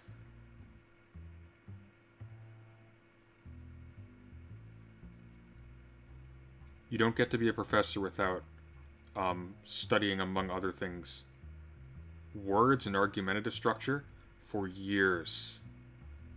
Doesn't matter how wrong he is, doesn't matter how dumb he is, doesn't matter how duplicitous he is. Like, you need to be prepared to take on somebody like this, and none of these people are. Like, it's the sloppiness is awful. Building a wall actually that is physically permanently, structurally fair. Racism is an offense, and the reason that racism is an offense to me personally is that it squanders human potential.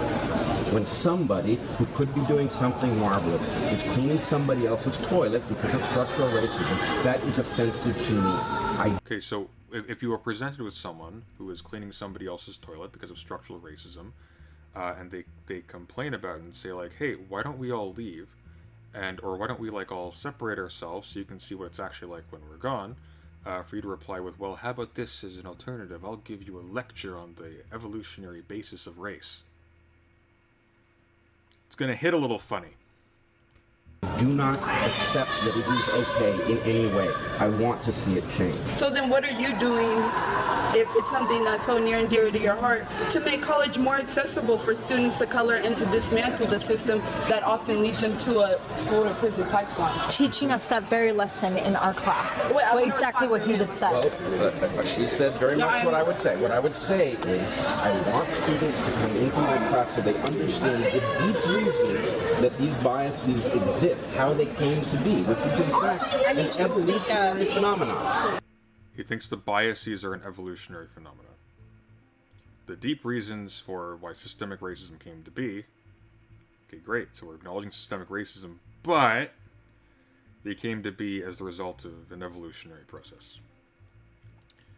So are you inviting us to come to your class as an open panel? Or And they didn't catch on to it because they're not paying attention and they aren't prepared. are you suggesting that we pay money for you to tell us about I know, right? Deep reasons. He's a biologist. This isn't his area. He shouldn't be talking about this at all. how we're treated?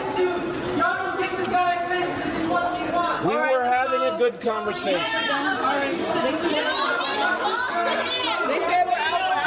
Who's your dean? This is bullshit! Hey, you don't need to talk to him. Who's your dean? He likes this shit. You know, let's go ahead. It doesn't matter. Don't talk to him. Then you don't wish for any results, because if you actually spoke to this man, you would know how he thinks. I don't give a fuck how he feels. He targeted black. Then there is no resolve. He targeted I actually had a conversation with him. I don't give a fuck what you did. That's your problem. here. That's your problem. Guys, can I stop, please? I really don't want to do this anymore. Well, your problem is you are. Come on. Okay, I want to see a super chat in there somewhere. This is physically hurting. This is actually more painful than any job I've ever done in my life.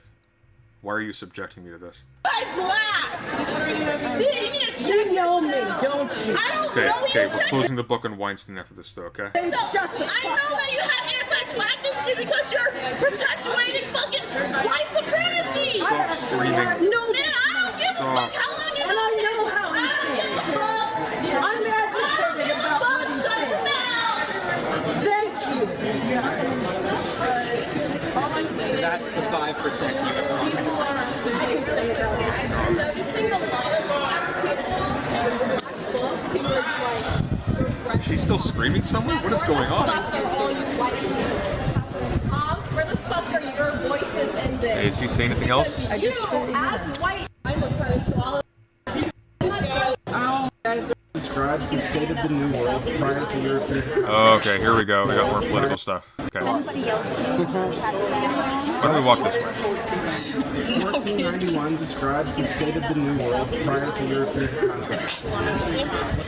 My point is, he's telling me that I need to understand something about other populations. No, that's I'm not telling what you, I said. I said you need to stop demanding that everybody use logic and reason and create forms of knowledge to fucking. Black people had logic and reason. Stop this thing.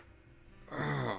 Logic and reason aren't white forms of knowledge. The point is, if like a concept of whiteness or a structure downstream from racist relationships historically is informing how you understand certain things, then that logic is racist. It's not just logic by itself is racist, you idiot. Prove yourself to the world. That's exactly Tell me.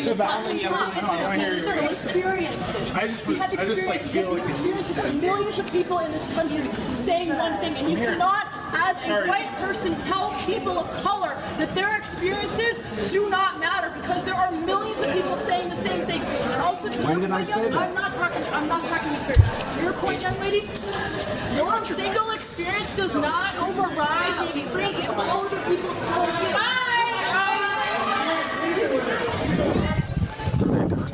I think they're done. Hey guys. Hey. Fascinating. It started out okay. Yeah, it started out fine, and then there was all that. It started out. But you know what? We all walked out, and there was no violence. So. We all walked out and there was no violence. Okay. Yeah, he was in danger. A few days later, what? What are we looking at here? Right, and that's what I'm saying. If this is an issue, if you're not gonna fire him, and we have this on camera, so that's what I'm saying. Whatever you guys think is like imaginary and made up, we can take to a lawyer and lawsuit, and that's directly him speaking and saying I cannot do X, Y, and Z, which is an explicit, against the Washington. Okay, this is idiotic. Oh my god.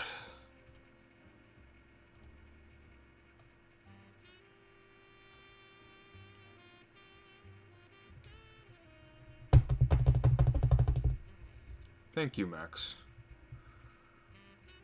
Remember, your ancestors were selected to have traits which caused you to be annoyed by this video. Yeah, but we're going back to, like... We're going back to the first... amphibian.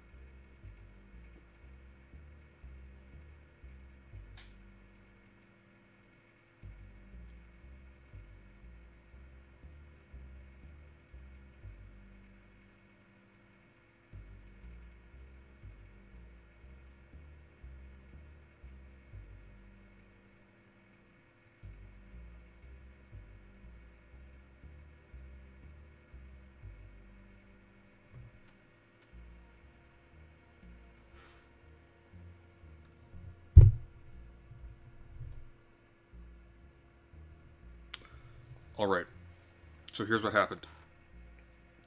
Brett Weinstein was not forced out of his position by progressive orthodoxy, whatever the hell that is. Brett Weinstein made racially charged statements in an email protesting a annual demonstration with a twist that admittedly had very bad optics.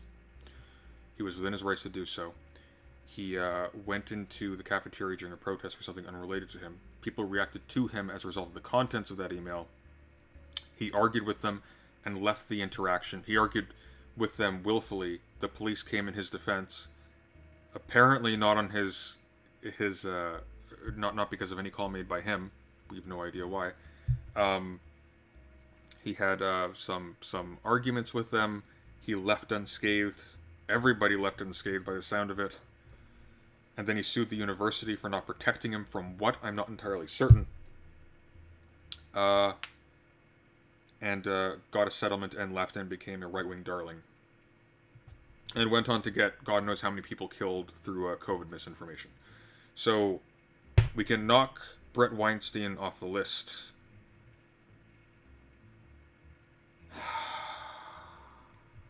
God.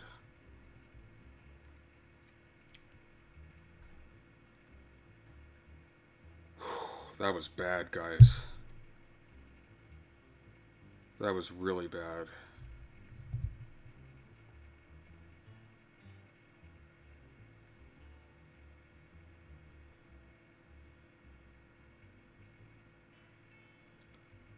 Sorry, Sunday, I missed something. What does he mean by evolutionary? Does it mean it's biological or something that develops and changes over time? Well, he's a biologist.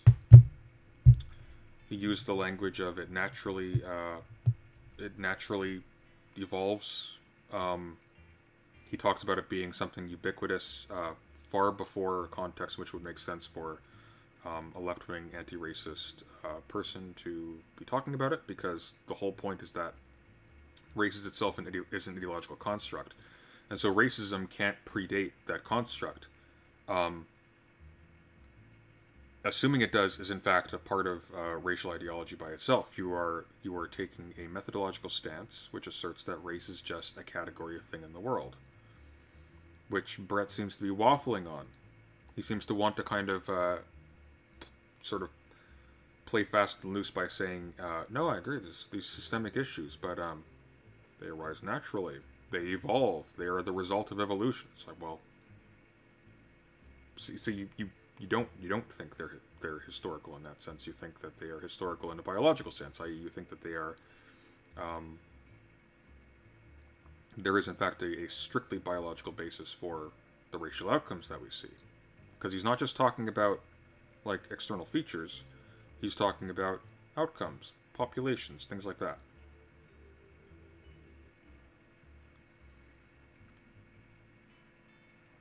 And the key thing is this comes to mind in response to a demonstration that is addressing specifically historical oppression by discrete political units, cultural units, social units, like colonial states, white supremacist societies, things like that.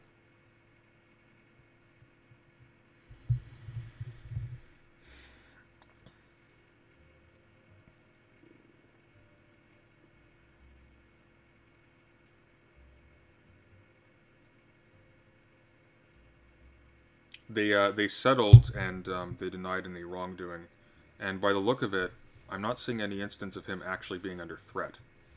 It seems like he was perfectly safe. He went out under his own volition. He told the police to leave. He was fine. He didn't call them, so presumably he didn't feel threatened at the time. He argued with people. They argued back. Emails were referenced that he sent that had some really off-color content. And everybody went their separate ways. And incidentally, the person he was emailing with that also had to resign.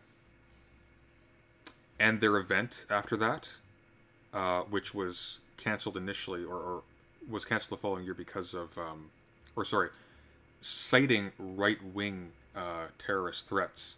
That event then was canceled into perpetuity going forward, even in its original form.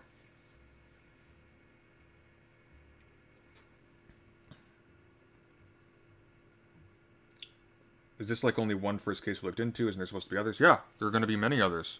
Oh, you must be new here. This is this week, guys. We're doing this every single day this week, on top of whatever else we're doing. 4:15 to 6:15 or 4:30 to 6:30, however that goes. Every day, however long it takes, we're doing them all.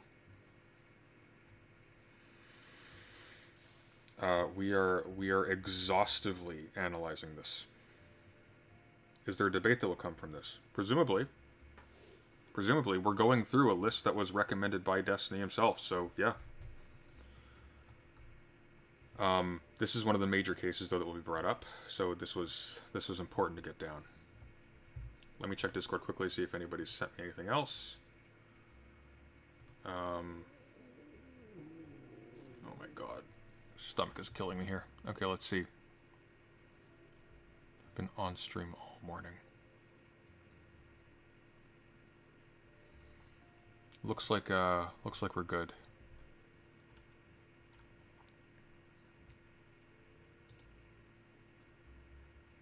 There's a Vice News article here. Let's look at this quickly.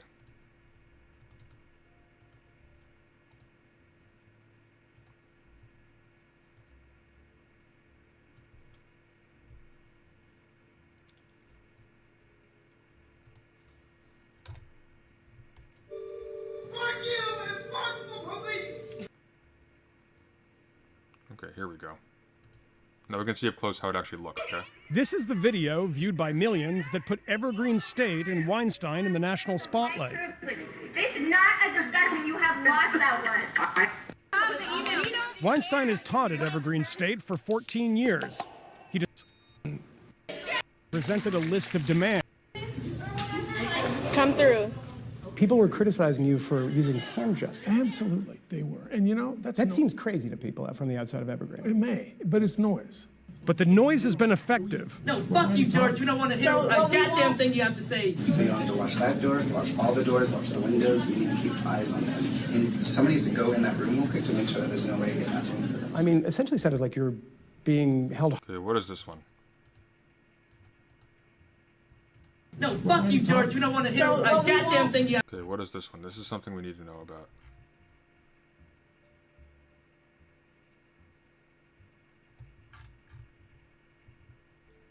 To say. So you don't need to watch that door, watch all the doors, watch the windows. You need to keep eyes on them. And somebody needs to go in that room real quick to make sure that there's no way to get that room for them. I mean, essentially sounded like you're being held hostage there. Okay, Vice, I need context here. I'm just seeing some rando guy. Yeah. When we're dead, when people die, and you're sitting here like, well, at least they got to practice their free speech. I'm so sorry about it. Your free speech is not more important than the lives of like black, trans, femmes, and students on this campus. I'm so sorry. Hate to break it to you. Love you. Idiots.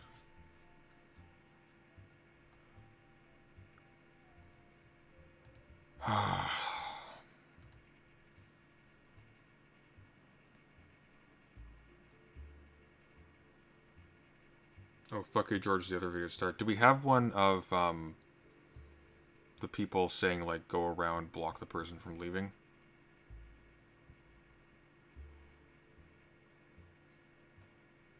Why is Vice just taking his word as fact? I don't know.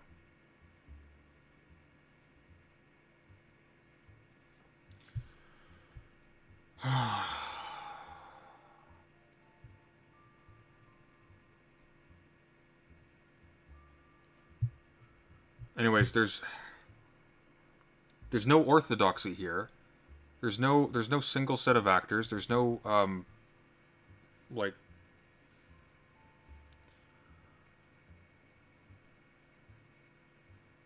there's nothing. The university administration repeated that his job was safe despite all of this. He resigned willfully. He accepted his resignation in conjunction with $500,000. And I don't see why on earth they wouldn't want him to resign at that point, since he's now predating upon the university itself for the crime of, I suppose, allowing students to speak to him. I don't know what on earth is being referred to here by violence against Brett. He himself claims in that conversation to have sent the police away.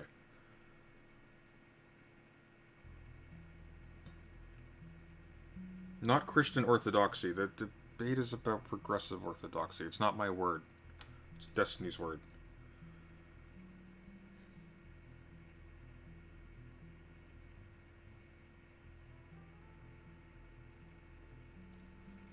Alright. Okay. If somebody wants to find me the clip of the people outside of Brett Weinstein's door, I'm assuming I want to see that, okay? And then we'll call it for today.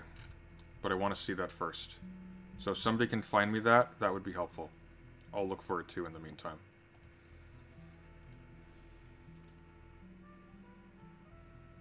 Also, Weinstein's probably making a shit ton more on his podcast now than his teaching job. Doesn't matter. It's kind of irrelevant. Okay.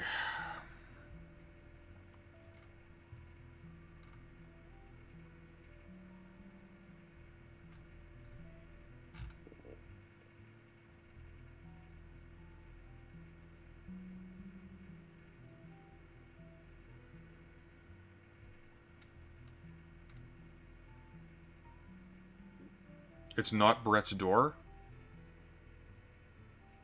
It's not Brett's door.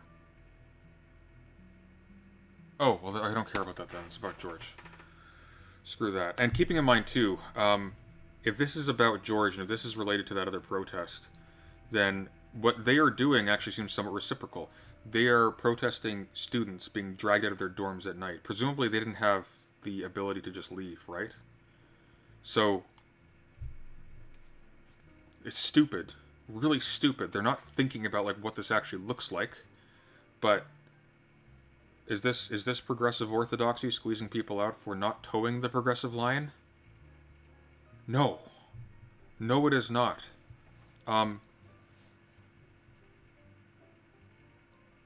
What this was profoundly annoying. This was really, really violently annoying.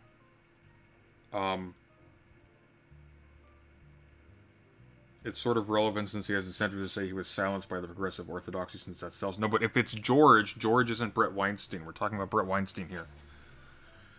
George is somebody else.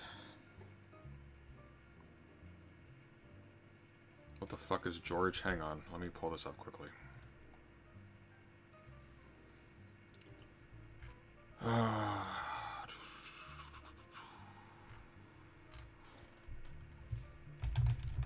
Evergreen College.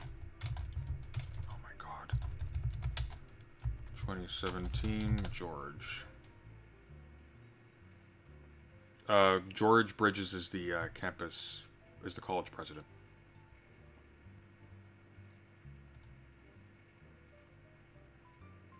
The crucial point here is not that, like, oh, it's okay for them to barricade the college president into his room.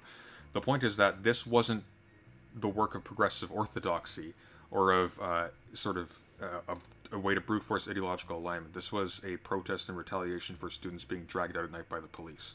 This was separate. This is separate. We are concerned here with progressive orthodoxy in the university. So that is not relevant.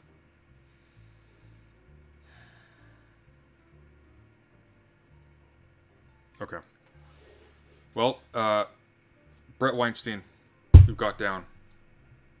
That one's out. Bad example. Tomorrow we'll look at the, let's see what else we got here. What else have we got here?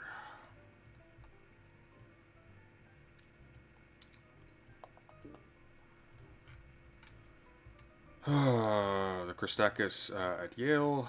Yale wanted to limit what costume students could wear. The wife professor wrote an email saying she worries about the college not being challenging for students. Husband/master of one of the colleges supported her and they were both demanded to resign by students. Dean kind of supported them in an email, but not really. They resigned later. Okay.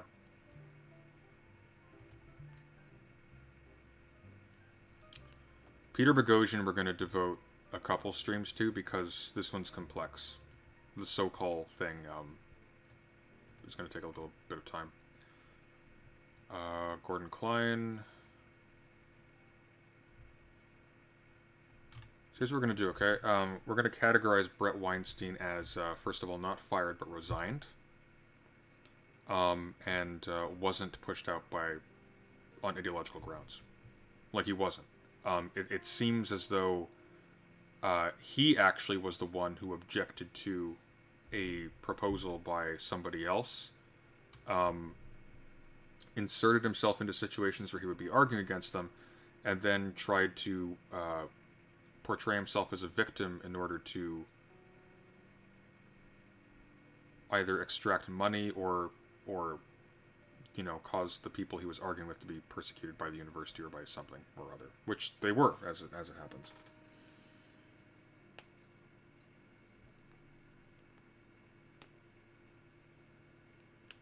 Is this actually a list Destiny sent you? This is a list put together by people in Destiny's Discord, and I'm grateful for that, actually, because this helps provide a lot of clarity.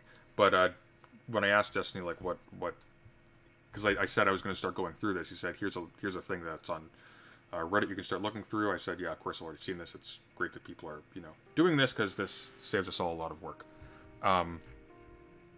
But this was recommended to me by Destiny, so stands to reason he will be addressing these as well. I am satisfied that we've disposed of the Brett Weinstein case. If anybody has additional information, that is, of course, always welcome. Tomorrow we're going to look at the Christakis case. And we're going to start also looking... the Stephen Sue one would also be interesting. We're going to start looking at reverse cases. People who are pushed out of universities, or more specifically people who are known to have been pushed out of universities for being left-wing, or for advocating for left-wing positions, or for progressive positions, by people who are right-wing, whatever that means. We need to specify that as well. Because people are very sloppy about these terms, and that's what causes people to have takes like there's a progressive orthodoxy, because they're being extraordinarily sloppy, and they're attributing the aesthetics of things that's presented to them by interested actors as if this satisfied the conditions of a massive cultural movement that had, like, actual power. And that's not what's going on.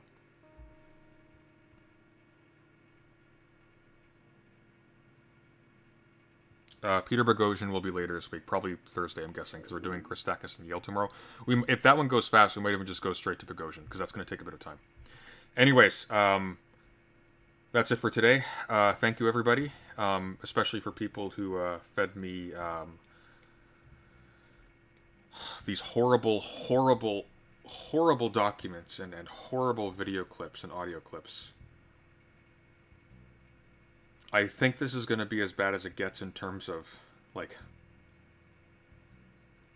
audible violence, but we'll see. Would you consider Destiny as sloppy in his definitions? I think he was sloppy in terms of how he positioned it in my conversation with him. I'm hoping he tightens it up a little bit. He's certainly capable of doing so.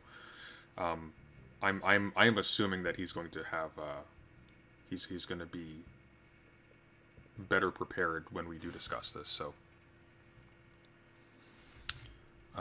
it will be interesting if he's not, but I'm not going to allow myself to even entertain that notion. We are assuming he is going to come out covered in knives with guns for eyeballs. All right. Thanks, everybody. Take care. Have a good night. We'll be here same time, same place on the internet tomorrow. Take care. Bye.